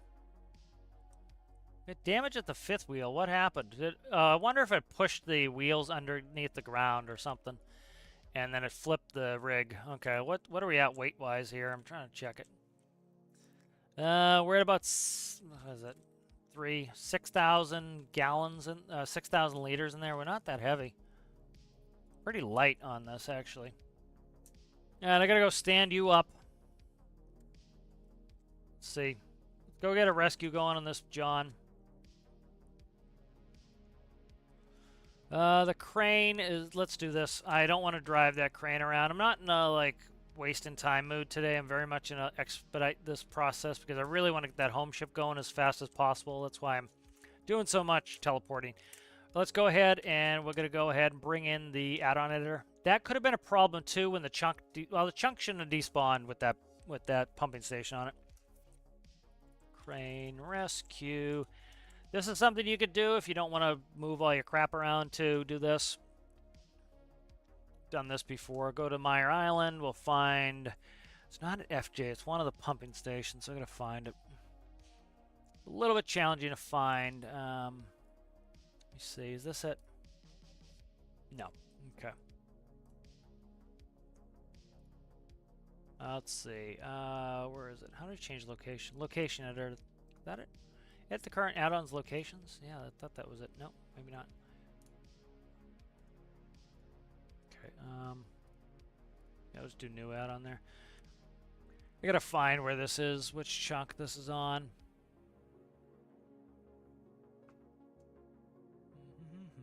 Where are you? Where are you? You are hard to find.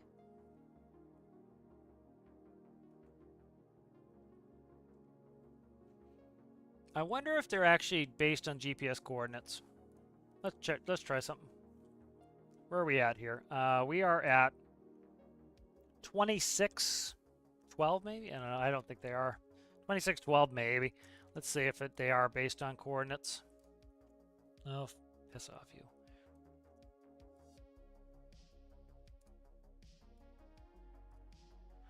All right, 2612. No. There's FJ at 2614. 2613, is this it? No, that's at the south side of the runway. Huh, where is this? There's not much landmark here for me to see what the hell I'm looking at, so it's not this, is it? That's close, I think.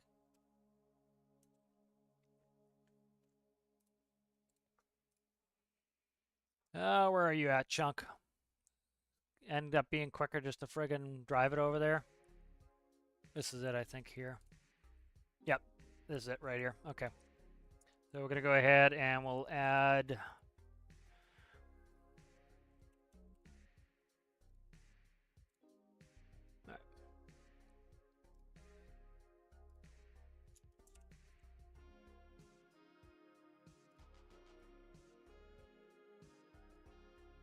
All right, let's go get this crane and let's tip this sucker over here. So you can do that if you don't want to move all your crap around. You can just go ahead and launch it with an add-on. I think we need some stuff here. Yeah, I don't. Did I hook this up? I can't remember.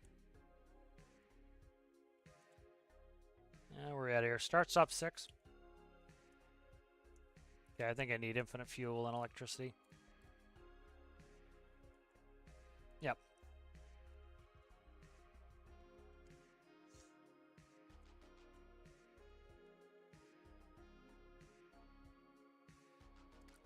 So it's nice too that when I, this doesn't cost me any money, and then when I despawn this, it just goes away. So, you ever get a problem where you're frustrated and you need to like pick something up that, like IRL, would this happen? No. So instead of being like, all right, I'm gonna go spend the next 35 minutes going and tipping this over, and this sucks, it's annoying, you just be like, hey, it wasn't my fault. So put it in with an add-on, put it right near it, spawn it out there, wasn't your fault, and you get to play a little bit and with the crane, and then it doesn't really cost you anything, either in aggravation or in dollary dues in the game. But we were long overdue for a crane. We do this way too often. I don't think I have any brake on this. Do I have a parking brake? Keep jumping out of the seat instead of pressing H. Where is the park brake space? Okay. All right. Parking brake's on now. Let's extend the supports.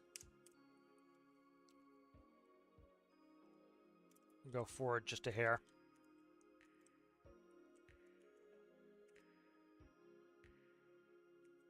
What's it doing?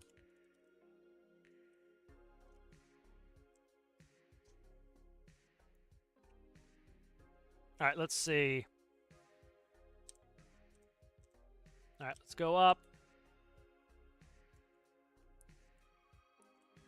Forget how to control this thing.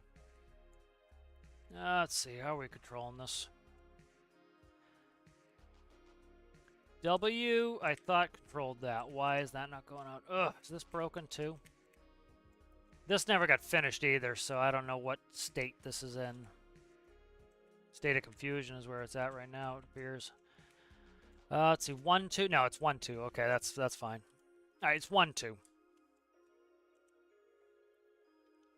That would be why. There we go. Okay.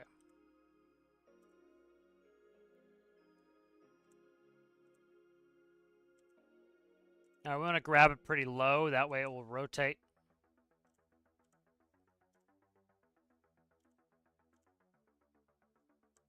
Oh, it's wrong button. There we go. Eventually I'll finish this crane. I want to put the crane from the home ship on there. That's why I haven't really worked on this too much. All right, let's get a pic of this. Well, this is... Oh, Jesus Christ. That's not what I wanted to do at all. I already took screenshots today, so... it's wrong button. There we go. Okay.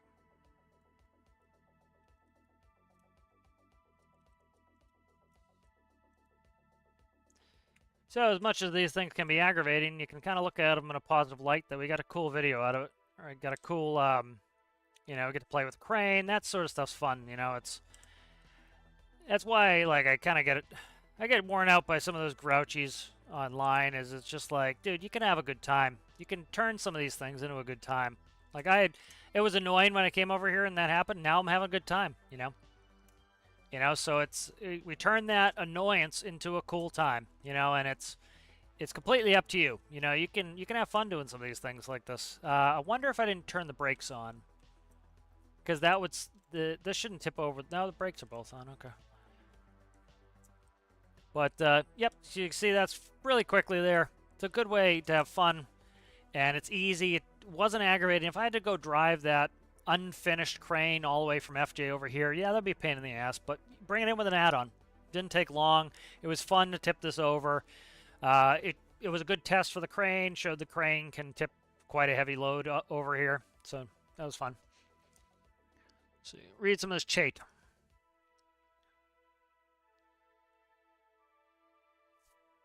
Let me, you guys are quite chatty. I gotta catch up here.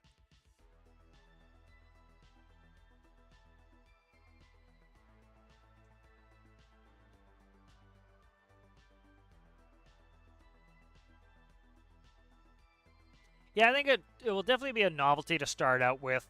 I think it will still be fun. The nice thing with it is, since it's an inventory item, this is why I think they're starting with the rod. It's very simple. I can take any boat that I currently own.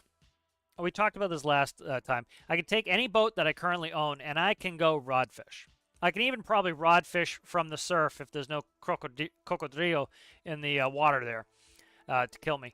And so the benefit of that is I can take any boat that I currently have and I can go fish. Now, the thing then becomes is what we can do in the meantime is, if we know that they're likely going to have some sort of, or we're in the fishing mood, let's say we're all in the fishing mood now that we start this, well, that's when I think you're going to see a lot of people start building fishing stuff. And either A, what the devs will do is they'll look at it and they'll say, oh, this is how people are building trolley and this is how people are building their pots. Maybe we'll cater a little to this. Likely what's going to happen is, I bet you they have a lot of these mechanics already done. They just weren't ready. So it doesn't surprise me. They were super behind because of the pressurization update and how much they had to work to fix it. And so I think some of the fishing stuff, like they told us December 1st, they were planning 4 major updates. And so it was only like a month and a half out from when the pressurization update was released. And so they were still working on that stuff in December. And so I think they got delayed on a lot of their other fishing stuff. And so the major update comes out thin, and then they already probably have a bunch of the other stuff working or partially working, but just not ready for prime time. And I think they are really probably nervous, and for good reason. They don't want to release something that is big and broken again. And so by releasing something small to start with, getting us interested in fishing, and then they release the next thing, wow, we're excited about fishing already because we've been doing some rod fishing, we've been making some small sport fish boats, we've been using the boats we already have. And then they say, hey, we're introducing pots. And now you need a boat with a crane. You need a boat with an internal hopper to be able to hold the fish. We'll learn, you know, we're getting the vacuum mechanic. So it's not just the fishing rod. We're getting the vacuum mechanic as well for vacuuming up hoppers. Then they can roll out more and more fishing. They did this with oil update. You know, we got oil update piecemeal. And I think it wasn't a huge deal, you know. And I think it could be a positive thing where we get more completed, less buggy, less, obtrusive updates at a slower rate like this. And hopefully, they're a little bit more completed, and we can kind of get it now and again. And so it will probably, just as you're kind of getting bored of rod fishing, maybe they'll come out with pots, and then you're like, oh, I want to go build a boat that works with this, So that's kind of what I'm thinking could happen, I have no inside information, of course, but that's what I think could happen. Fishing in stormworks, I'm so happy that tomorrow. Yep.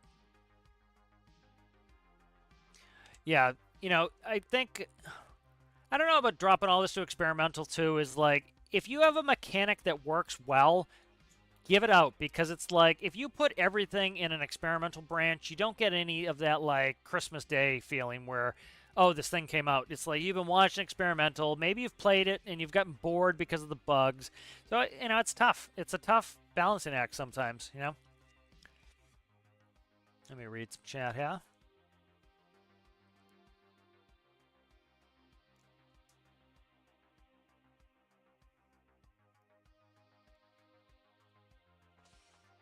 Yeah.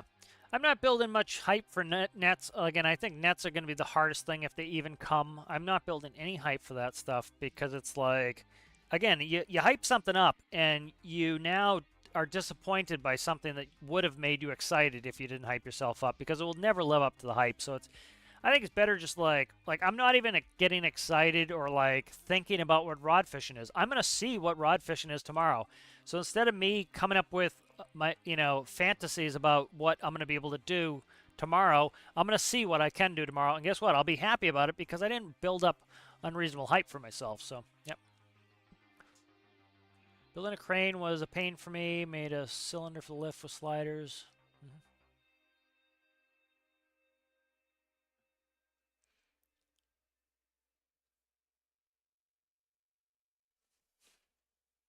Yeah, I think they'll be able to get a bunch of these things to work.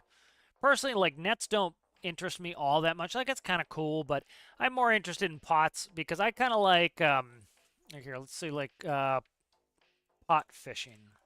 Get some pics here.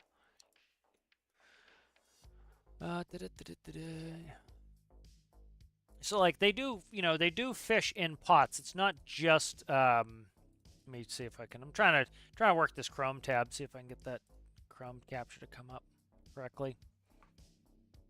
Let's see, pot fishing. Where are we at here? Chrome. Oil drilling series. Nope. Okay. It's not going to do it correctly how I want. I'm going to have to figure out how to do that. Anyway, so, they do fish in these pots as well. We think of it as just lobster and crab. There's lobster pots. There's also the large pots will do fish. They'll, the fish swim right in there too and get trapped in as well. That is just a bunch of seaweed. But they do put in for fish as well. So the crab pots, like, this would be kind of cool. Like, one thing I would like to see with the fishing update is when they do pots, for example, if you want to go get crab, put them up in the Arctic. Put cold, like, they should have cold weather fish, they should have temperate weather fish, and they should have tropical fish. And they should have different price ranges on them. And so that would be cool. I've already started looking, when they announced this, Damon has a bunch of new fishing boats they put out, like, so I'm getting excited about building my own fishing boats too. And this is like, when I see that people were like, oh, no more updates, just bug fixes. One, it shouldn't happen. Two, it'll never happen. This is how you get people excited in the game. When I get bored and I'm like, oh, well, they're going to add fishing, now I want to build a fishing boat. And that's how you get people excited in the game. That's how you get people to start building.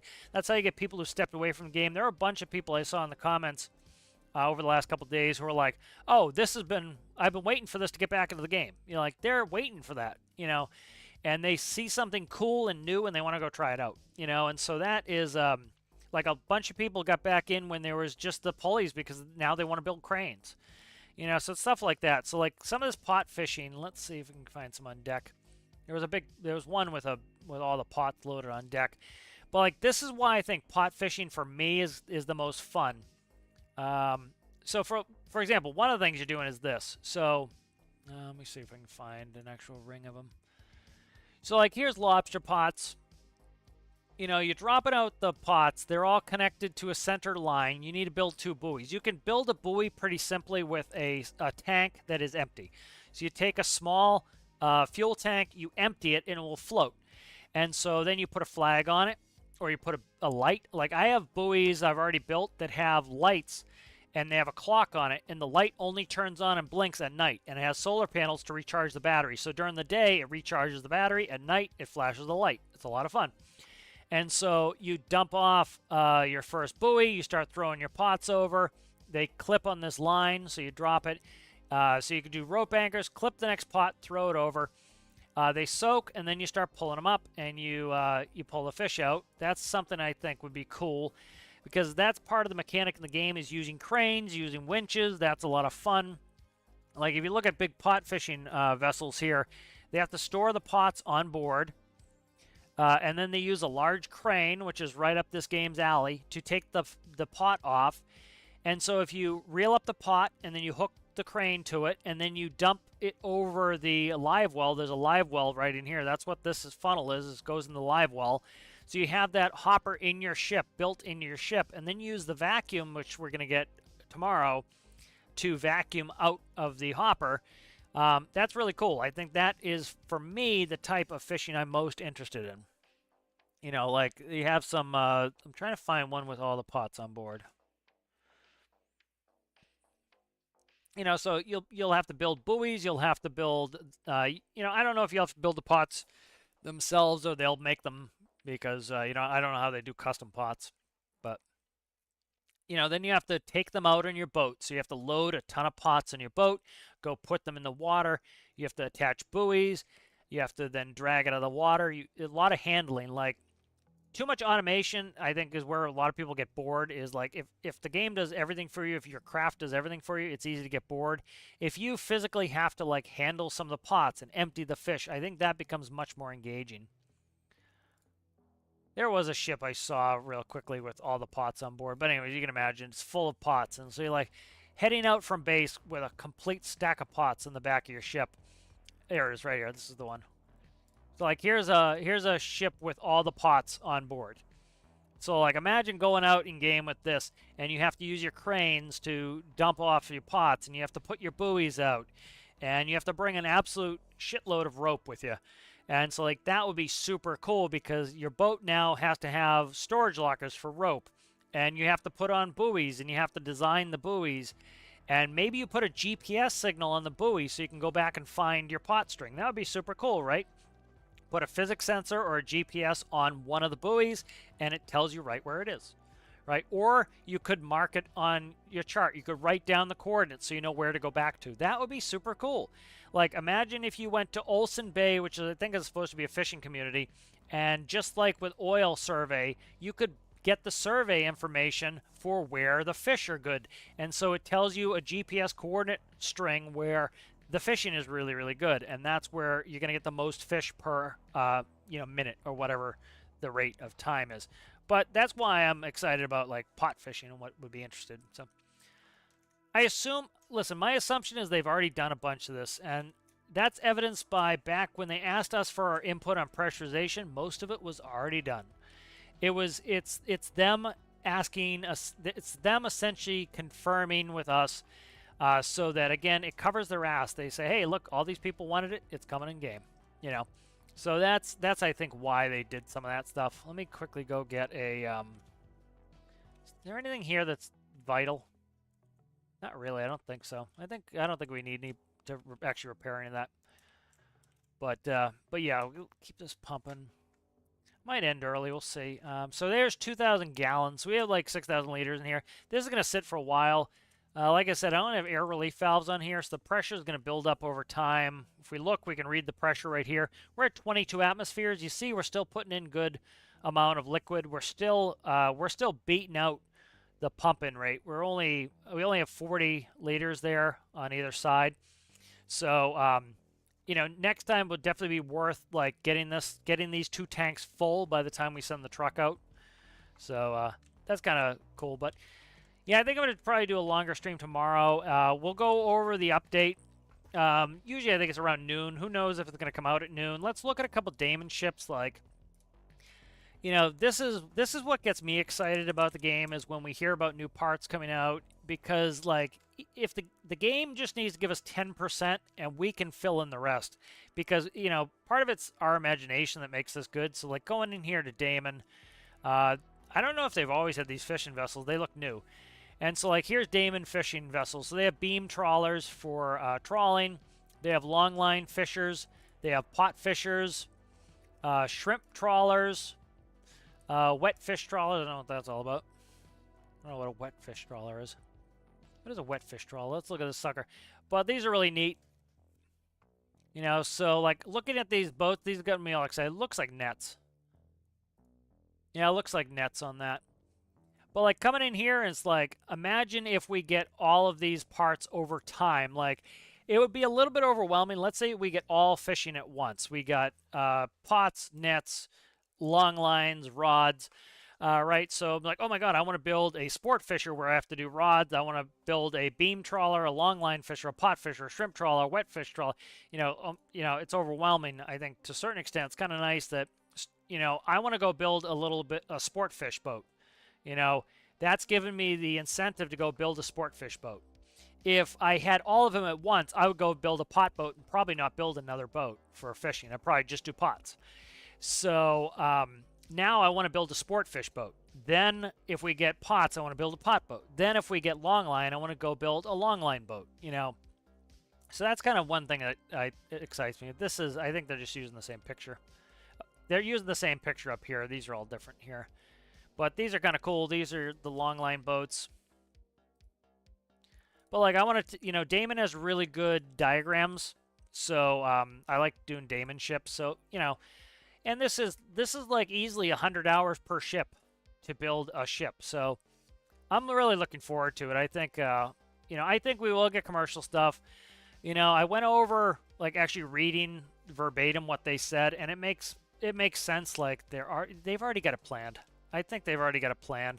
I think it's the same. They're being cautious. They did this back in pressurization. Let me actually bring it up here. We'll look at it. So like, let's go back to pressurization. It's gonna be a while to scroll back, but you know, it's like going over the history of some of the stuff and how they've done this, and you can start to kind of read between the lines a little bit. Like literally last time, you could read between the lines. They were talking about reel, talking about catch. You know. Space stuff, they were dropping hints. You go back, hindsight's 2020 of them like posting space stuff. Ooh, look at that. There's a me. Trying to find where they asked for pressure. It's a little bit further back, I think, but fix improvements. Let's see. I'm trying to check date here. What's that? That is Friday, September 8th, so that was about a month before. Ooh, there's another me. Let's see. You see them starting to hint space stuff after space. Well, that wasn't a hint. They were told a space DLC there. All right, let's see.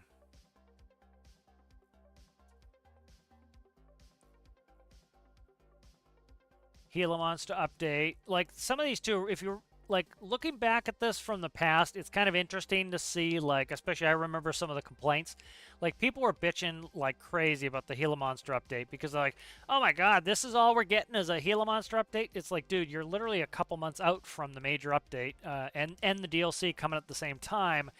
And so, of course, they were putting out small updates that were pretty inconsequential is because they were working on these big updates, you know? And so it's like you start to see this, seeing a pattern of what's going on. Let me see. Let me see where we're at here. Trying to find this. You know, they did this with pressurization. It kind of gave me the same feeling with what they are doing now with fishing. Let me see. This one was big here. This was when a lot of people freaked out for no reason because they didn't read. And, you know, they explained exactly what was going on. They were very clear, and people were still, like, not reading very well. This was another one that pissed people off for no reason, was the Industrial Frontier Predators update. They, again, added the crocodiles that I got all excited about today. But, again, these are small updates because they're doing that. Here we go. Upcoming compressed gases and fluid pressure. Let's see. Okay, let's continue. Go back. Like, you can kind of see a pattern here, and this is why I even bring it up, is you know, I read these every week and then I make a video on them every week. So I tend to have kind of a long memory of this just because I make the video every week and I watch my own video like 4 times to make sure it works, and I have to edit it.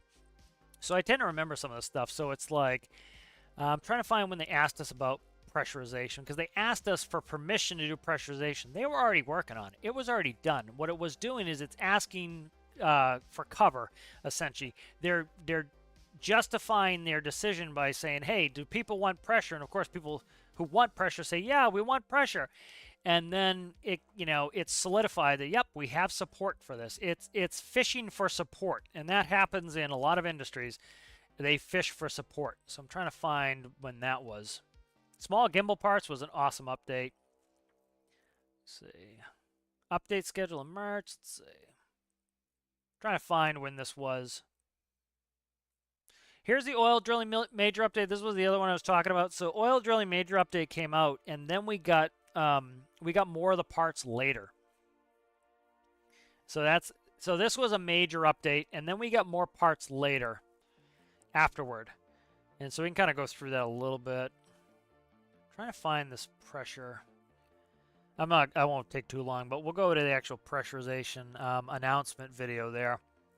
Because they did ask the community for input on pressure. Like, hey, would you guys like pressure? Things will break.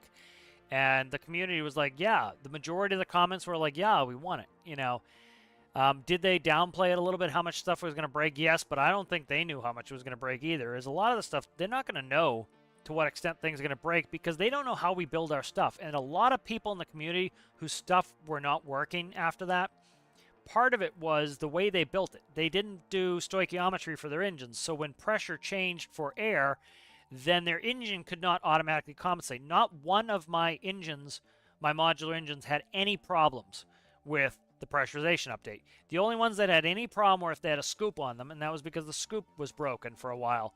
And so I took the scoop off, put on an air filter or a regular fluid port, and it worked fine. And it was because my engines auto-compensated for air pressure, for air-fuel ratio changes. So if any air pressure was changed, it automatically changed the fuel. So I had no problems. But if you had somebody who they divide it by half, or they just like, a lot of people just wing it. You'll see this, like I help a lot of people with builds. I'll go on there and I'll check their builds out. And a lot of it is just they wing it. They keep changing numbers until it works. The problem with that is if a number changes, it doesn't work. And so when an update comes out that changes some numbers like pressure, something will stop working. And then, again, it was not really their fault on that one, but, you know, it broke a lot of people's builds because they didn't really build it correctly, you know. And it's understandable that people get frustrated, but it's not necessarily on... You know, the devs can't build so that everybody's build works, because some people, frankly, build stuff that doesn't make a lot of sense. But it works, but barely, you know. Let's see. So, like, I think this was the video that scared people, and then people weren't reading it properly, and then they spread a bunch of rumors that the game was dying. And the devs came out, and they were like, no, the game's not dying. We're keeping this game going for a long period. And they've said that a couple times, and people are like, oh, the game's dying. It's like, no, they just said that doing a long period. So, like, here's oil update. They added more oil update stuff later. So that wouldn't surprise me. Like, you can go through these. These are all in here. And you can read it week by week if you wanted.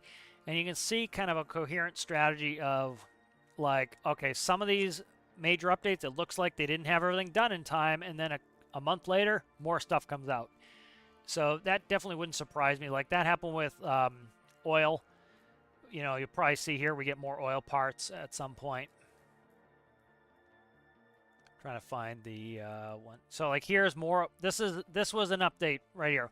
Oil disaster major update. I think this part here was part of the other oil that came out later. We got more oil parts came out after that. So, you know, they already do some of the staggered stuff. I think the stuff that doesn't come out on time will just get pushed to a later update, is what it seems like to me. So, like, right here, compressed gases and fluid pressure. It says, in this post, we're discussing the upcoming change to fluid pressure and new support for compressed gases. This update isn't planned to release for months, but we have been working on these mechanics, and there's load to discuss. Players have been asking for compressed gas for years. You keep seeing in the comments even today, people are like, nobody asked for this. People have been asking for compressed gas for years, and it was on the poll. Compressed gases was on the poll, and I think, was it ahead of fishing?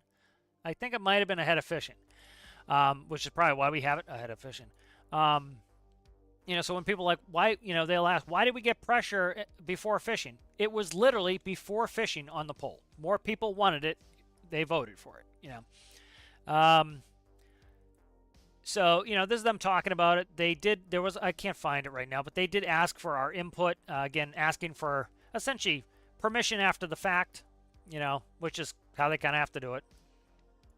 So this is, kind of talking about what was coming, how certain things were working. But you can kind of see some of these things and how they do their announcement structure. That it wouldn't surprise me if we get some later fishing parts, definitely. Like you keep seeing people saying that, oh, we're just getting a fishing rod for a major update. It seems thin, absolutely. But you look at some of these other major updates, and they're a little thin to start with, and then they get more support. And it's likely, my guess would be, that part wasn't finished, it wasn't ready in time, and so they released it later. That's what I'm thinking, So it makes sense to me, but, if you really need to go through and read these, you'll start to see kind of some patterns, some coherent narratives, like things coming out later. You see that a lot where I think sometimes that gets discounted. Let's read some chat, and I think I'm going to take a break. Let me see.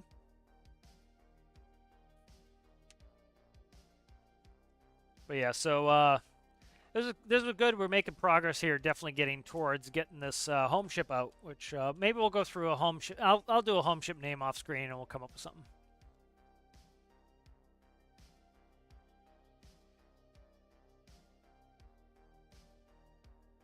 Just trying to catch up where I was in chat.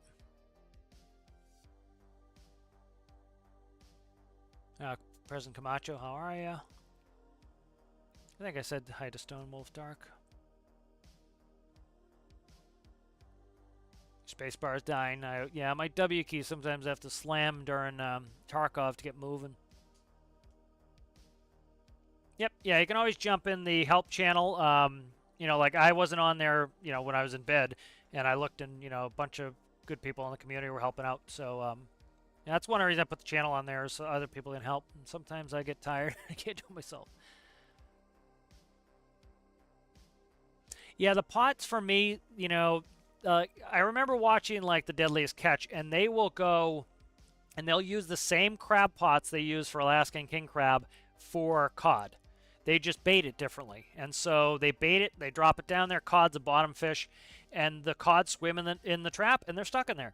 And then they pull up the traps. And so there's plenty you can do with the pots, and it's kind of nice because it's more mechanical. It's like, I like long lines. Long lines could be really cool where you, I don't know how you'd reel it in, though. That's the problem. You'd have to, see, this is the problem. You'd have to detach it segmentally. They'd have to come out with a new block, I think, where you could winch the long line all the way in. That's part of the problem that I could see. Because you could think you could hook a hook onto a rope anchor, but then you'd have to have triple rope anchors or double rope anchors, and then you can't winch that up. It's not like you can actually roll it on the roll like you can with a real long line. So you'd have to be able to attach the hooks to it and have the hook essentially be invisible almost. And so you winch it in, and the rope can still go into the winch. Maybe they'll add a long line reel, and so it reels in, you pull the fish off, and then you can reel it in some more, pull the fish off, and it has the hooks on there, and it's just animated. Who knows?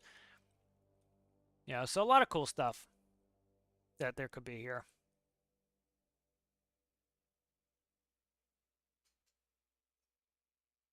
Yeah, I like the piece-by-piece approach. I think I would doubt if they make any more huge updates all at once. There are going to have to be times if they ever do make big changes to physics again like they did with pressurization, it's going to have to be all at once because of the nature of it. But I think a lot of the stuff, they feel like they've gotten slapped, and I think they're going to do rods, something else, something else, something else, and that's what a lot of the community has been asking for. A lot of the community says, hey, don't dump you know, a whole barrel of shit on us at once.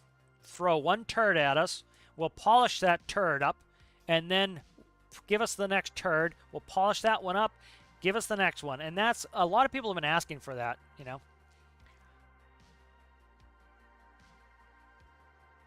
You can make large enough drum and have short distance between hooks. Yes, yep, that'd be kind of cool.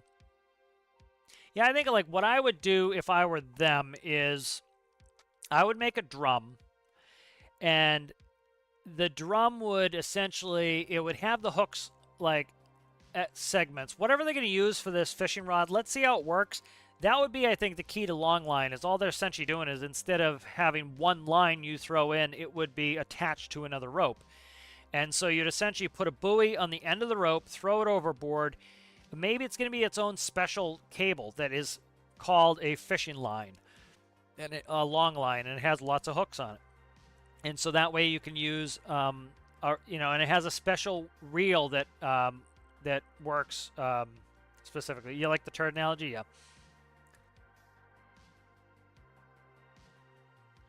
Yeah, like that, you know, I think this would be a cool way. You know, you lose a pot, like Camacho's talking about going diving to the wrecks. Like, imagine you lose a pot. Okay, well, what do? You dive down, you hook the rope to it, you drag it up. You know, so I think that would be a really cool thing, too. You know, so, you know, I've been doing better reading some of the negative nonsense on some of these comments, but, you know, some of these same people have predicted the world was falling. Some of these exact same people predicted that when the space DLC and the pressurization update came out on October 12th, and boats were floating below the water, they expected that it would never get fixed. And so here, let's quickly bring that up on my channel here. We'll bring up what a difference a day makes.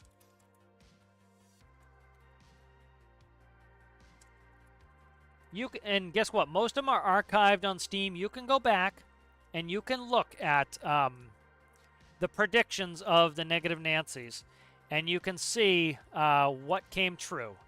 You know, a lot of them said the game's never going to get fixed, the ships are never going to get fixed. And did they get fixed? Yeah, of course they did. You know, here, let's watch what a difference a day makes. Let's see if I can actually get the Chrome tab to work the way I want. I changed the way that this works now, so I have to screw with it more. Let's see. Okay, I'm not going to screw it. But you don't need to hear the audio. But, like, this was what happened October 12th when it came out, was Triton, like this. And right here, that was it, Triton. This was less than 24. This was 18 hours later. And a bunch of people, like, the day of were like, oh, Cap's going to be so pissed that Triton has sunk the... No. Why? Because I expected they were going to fix it. You know, and they did. And it's like, do people really think they were going to make a game that has a lot of ship content, mostly ship content, potentially? They were not going to fix it, you know? And they fixed it in 18 hours, you know? And it was some of those same negative people who are constantly, like, the same people every day, always, like, haunting Reddit and Steam.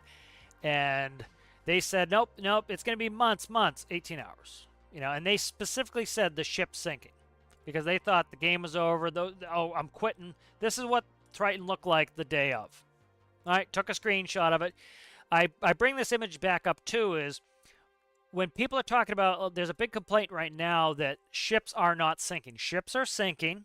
They're not sinking with damage in a lot of cases because it's letting out air at the same rate that it's letting in water. It's stopping it at some point. You can still sink ships. You pump air out, you pump water in, ship sinks. That's how submarines work. Like, you know, so it's working. But look at the day of this was happening. This air was coming out. It was incredibly loud. It was shooting up. And if I jumped over here, it would shoot me up, way up in the air, and I'd fall down. That was too much pressure going across a door. So what did they do? They reduced the rate. We barely get any pressure or water or fluid. Fluid is both air and is both water and gas, liquid and gas, rather. They reduced that rate by about, I think it was 100th. And so they reduced that rate by a huge number. And the reason was to prevent what was happening here. They still haven't come up with a good balance. All right. And so if we go ahead and we look, that was the day of, right? And this is the next day. So in 18 hours, this was fixed. So it's like, and those people were predicting, oh my God, it's going to be like this for months. Nope, 18 hours. They worked through the night, and it got fixed, and so it's like a lot of these things, they get fixed, and you just kind of, sometimes you don't have to be overly optimistic, but, be understanding, look at some of the history of this. These things do get fixed. There are some things that are absolutely game-breaking for certain individuals, and, but they can't fix everybody's little bug because everybody does things differently. There are a bunch of people who keep saying, what do they say? They say the game crashes after a certain amount. Then you ask them how much RAM they have, and they have like 8 gigs of RAM. Most games now are needing 32 to 64 gigs of RAM. This game needs probably, if you want to run this game well, you need a lot of RAM. And a lot of people are trying to run it on an old toastery laptop, and then they say the game doesn't run very well. Of course it doesn't, but it's not the game's issue. It's that you're running on a toastery laptop. I run it on a good PC, and I have very few issues. So when some of those things get blamed on the game, I'm like, dude, I don't have any of these problems. I don't crash very often. I crashed last time, I think it was a couple weeks ago, and it was because the people didn't despawn in the hospital. That was it. And I run Stormworks and Tarkov at the same time. I run OBS. I run DaVinci, literally every one of them at the same time, and the game doesn't crash. Some people say that the physics is sucky, and then you ask them, well, is your physics set to high? No. If your physics isn't set to high, your game is running at a lower thing. You're saying, I will acknowledge and accept that the game will run worse because I want to turn this down so that I can, run the game at below specs. That's what you're doing. The game should be run at high physics at all times. That's what it's meant to be run at. That's like if I run some of my cranes at less than high physics, they run like crap because I chose to run them lower. There were a couple times where the game, it updated and it booted settings back to default. So I remember I was loading Triton at a dock in one of the videos, and the crane was being really weird. I'm like, what is going on? I checked the settings. Yep, it was on auto. Put it back to high. Crane ran beautifully. So a lot of it is people's individual settings. It's people's PCs. It's people's network. There are absolutely problems with the game, 100%. But, you kind of have to rule out those other problems before you just blame the game for it sometimes. Who lost the pot? Yeah. What's your opinion on your sales idea? Was that in the Discord? I saw some sales stuff. I didn't get a chance to read most of it. I was working all last night and this morning on tutorials that I hope you guys will watch. And if you like that, only if you like it please. If you don't like it, don't press the dislike button. No, actually, the dislike button still gets me engagement. Be my guest. I don't see what are you talking about, Daniel, for sales? If you have 3 or more rope lines making continuous loop, you could set them to a sale. Oh, that's interesting. Yeah. The devs have already told us, they said that they already did some work on sales and they were not happy with it. So, if I were to think of what's going on here, let's look at the poll. They've been going in order. So let's do Stormworks poll. Again, I think this is a good read. I think people need to go back and read this if they're interested. But let's look at the poll. Right here is it's nuclear reactors, weapons, sales. Sales are number 3. Sales are way up there.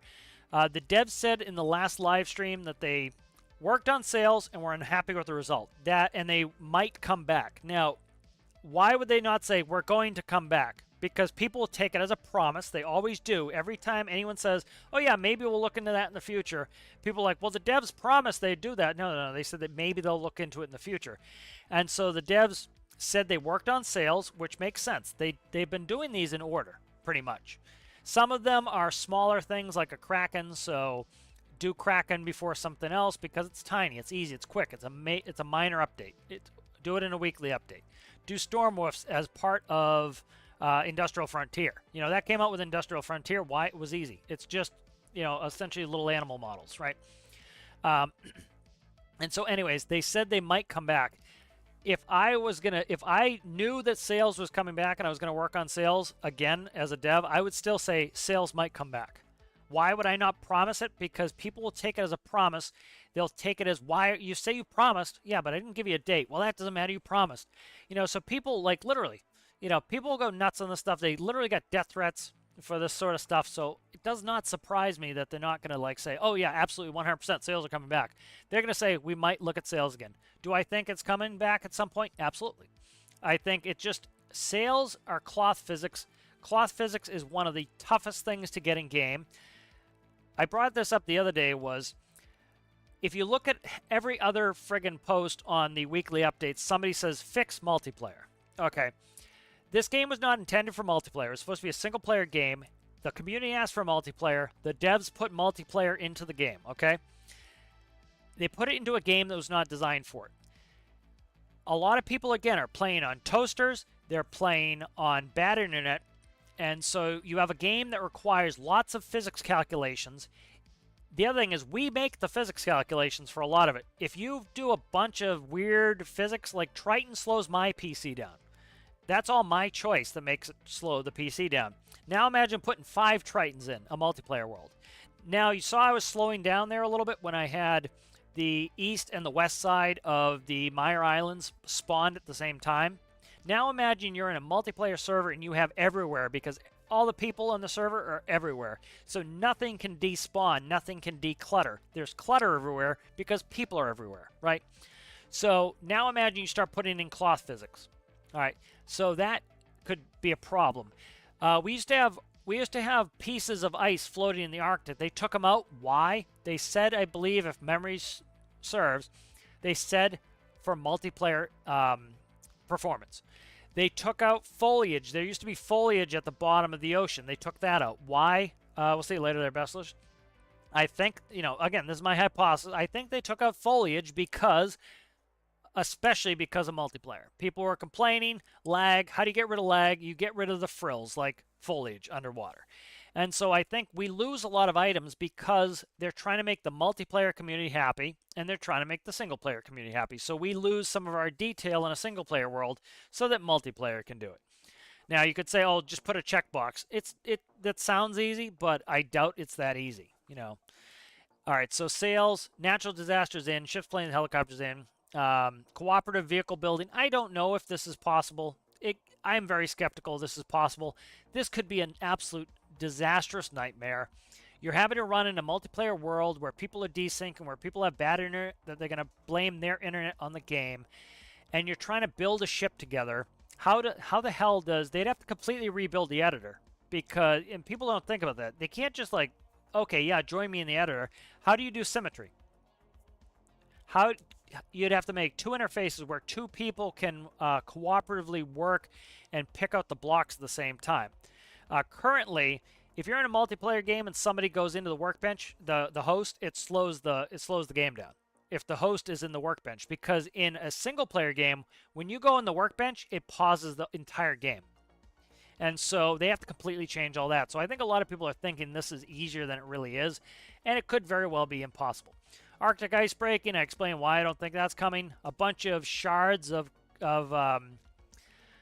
things with collisions just floating in the ocean at mass. Yeah, that would drag the game down to a slow, laggy mess, and people would complain the game is a slow, laggy mess. So I don't think we're probably getting that.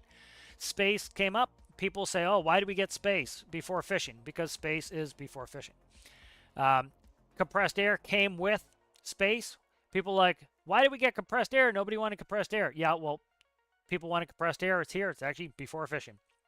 Steam engines, right? Before fishing. And then we got runway deck. We didn't get decorative. No flares. Stormworks. We got component modding. I don't know what that is. This one's contradictory to this one, so that one's not coming anyways. Pathfinder API. I don't know if we're going to get that. I think it's probably NPCs walking around Kraken. We've got, and this one that the people who keep saying, they're speaking for the entire community. They're saying, we only want more bug fixes, or the majority of people want bug fixes, not more content. No. There's clearly a poll. It is from a while ago, but still, I bet you if you took this poll again, this would not be way the frig up there. Maybe it would be 50%. Maybe this would be here. Okay, but people still want new items.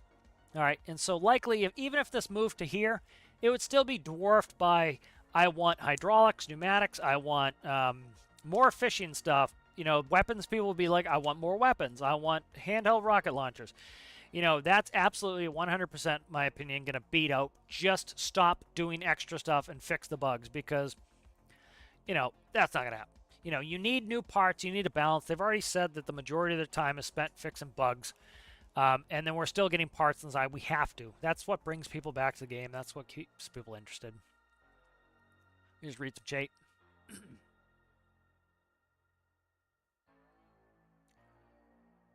All right, we'll see you later there, Rocket Goose. Appreciate you.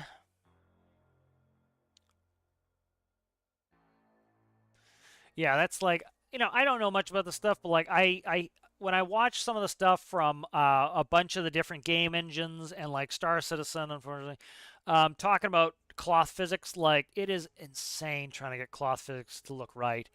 Of course, the benefit of stormworks being more cartoony is we can kind of we can accept some cartoony physics for sales, but it's challenging, you know, and so it's something that if we don't want it to be terrible, if we don't want it to look like crap, we need to like give them some time to work on it, you know. And I would think that if they can get cloth physics to work for sales, they could do the same thing for nets. Let's bring up paint really quick here. It's like if you said, okay, here is let's resize it. I can't remember what I'm doing.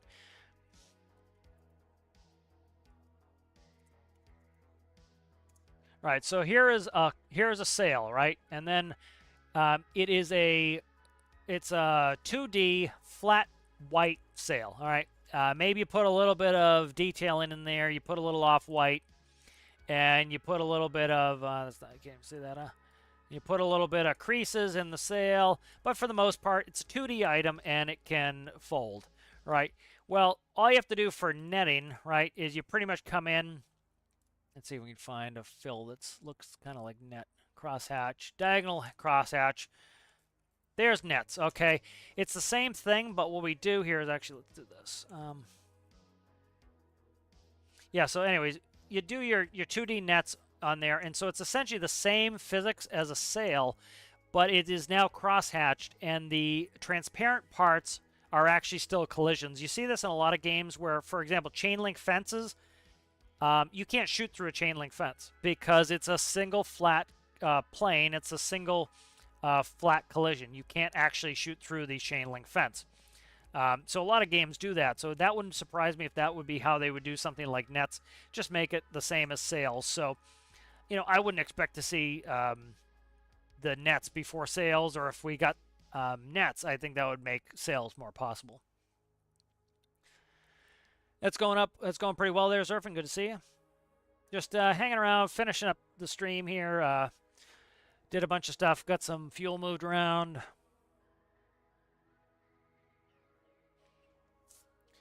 Devs say that 4 gig is minimum, so it should work with that. Even if it's not, well, it shouldn't crash. No, yeah, true. But you don't know what people are running in the background, too. It's like some people run a lot of crap in the background, and they expect to still be able to run a game. You know, like let's see what stormworks is running right now on my processes. Let's see, where are you at there, processes? Where are you at here? I've got a bunch of stuff running. Let's see where Steam is, or Stormworks. Stormworks is running 459 right now, and I'm not doing much in there. Megabits. Let me see where the where's the performance monitor. There's performance monitor. Let's see. I'm using 44% of my 32 gigs right now. So that's what I'm running. So when somebody says, oh, I've got 4 gigs and Stormworks is crashing my game, well, I have, oh my God, how many tabs of Chrome do I have up? 1, 2, 3, 4, 5, 6, 7, 8. 8 Chrome tabs at least. Oh, I have 2 sets of Chrome up at least. I have 8, 9, 10, 11 Chrome tabs up at least, minimum. Yeah, I have like 11 Chrome tabs up. Some of them were YouTube, which is even worse. Oil drilling, let's get rid of that. Yeah, I've got like I had like 12 independent Chrome tabs up. 27 total Chrome applications I've got running right now. I have 3 OBS applications running, and I've got Steam running, and I've got stormworks. So you have to make space for Steam, so keep this in mind. stormworks says you need 4 gigs, okay? Steam is running at about 10% more gigs of memory than Chrome is, than stormworks is. So Steam is using up quite a bit of my RAM as well. So between that, I'm way up there on RAM. So even if the game says you need 4 dedicated to the game. Then you need whatever Steam needs to run.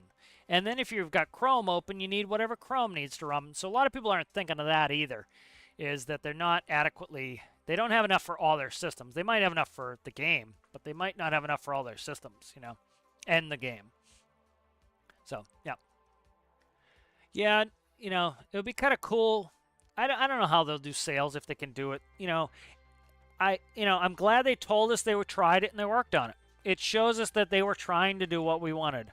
But they're just not happy with it. And so I think, I'm perfectly happy with it. Would I like to see sales? Yeah. But when they say we tried it and we're not happy with it, it shows me, hey, we tried working on it. We're not happy with the results, which means we're not trying to shovel out crap, which some people will argue that they are. No. They're trying to give us the best game they can. It's a 4-person studio. They can't do miracles. They can only do the best that 4 people can do. And you know what? People, a lot of people act like X, Y, and Z are the logical choice. It's, every part of the community wants something different, and so I think they're doing a reasonable job. They're one of the few devs who they'll go give a small update to part of the community who might not be very populous, which is nice. They still give the small parts of the community, they still throw them a bone every once in a while,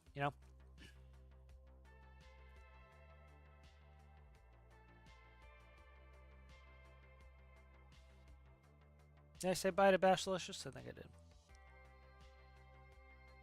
Yeah, I would like sailboats. It'd be fun. I won't use sailboats very often, but it would be kind of fun to do. Got any plans for the fishing update? New vessel or retrofit? Haven't gotten far yet. That's all right.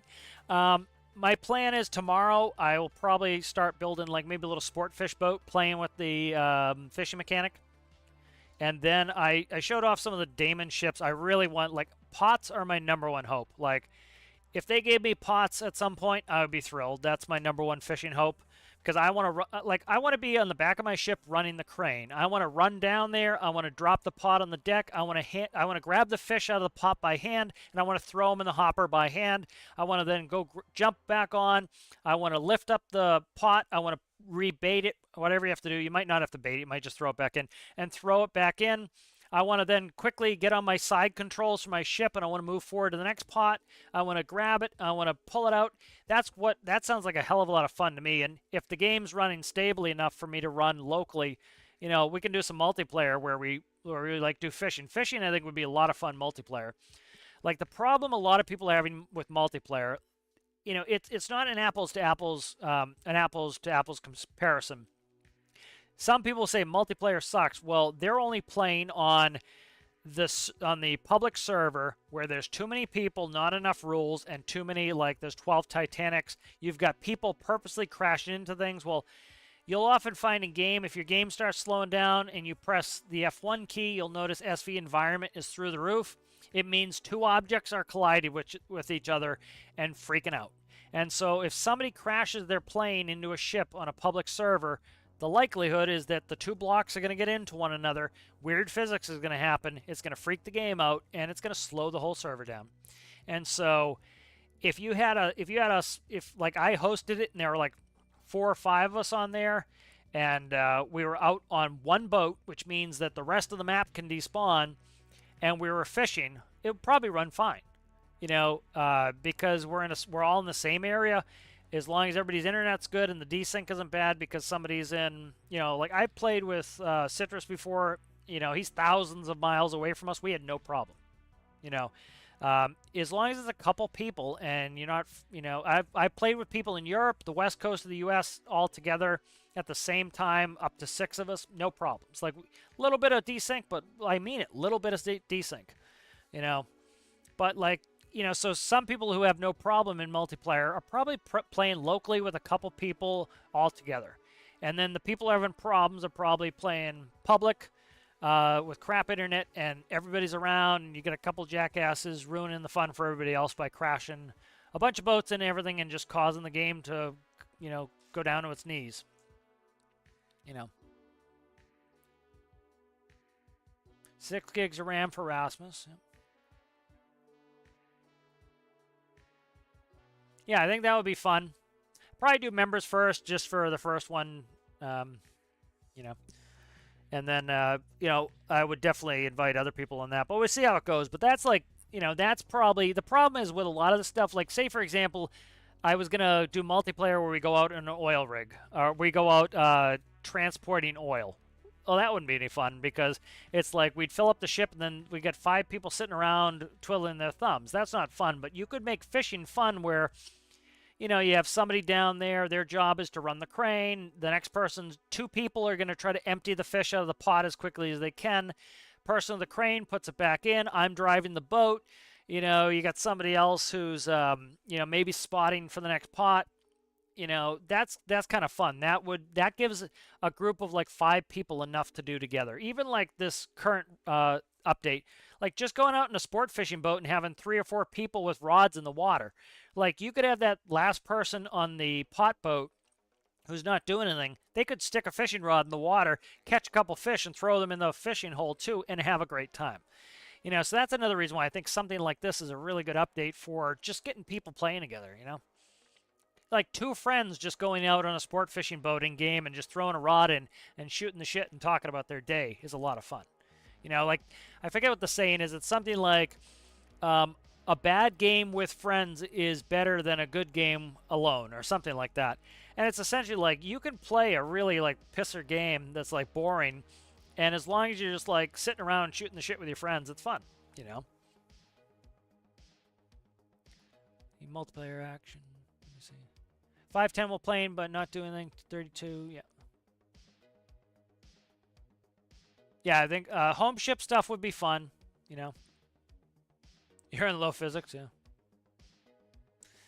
All right, guys, so I think we'll finish it up here. I did a bunch of tutorials. I spent last night working on that tutorial. If you guys would do me a favor, go watch those tutorials. A couple good ones there. Converting the modular engine tutorial from a car to a boat. Somebody had asked for that, so I did that one. If you guys do like the video, please do like it. If you don't have to do anything. If you guys would comment, that helps as well. And then I put out another one today. It is the kind of the final step, or one of the next step of the oil drilling and fracturing process, working beautifully now. Constant 300 degrees plus the whole time. It's fracturing really well. So if you guys watch that video as well, that would help out also. So special thanks to members: Side Mountain, Connor Boyle, Danny, Sergeant Chaos, Aaron Repairs All, Citrus, Rasmus, Manda VR, and Anton Anderson. Thank you to Chickasaur for being a patron. If you guys are interested in either becoming a member or becoming a patron, that's down in the description below. Thank you to all the subscribers. If you enjoyed the video and you have yet to subscribe, please consider subscribing. And if you guys would like this video and any of the other ones you do like, I would appreciate that. And we'll see you guys later. See you tomorrow for fishing. Bye.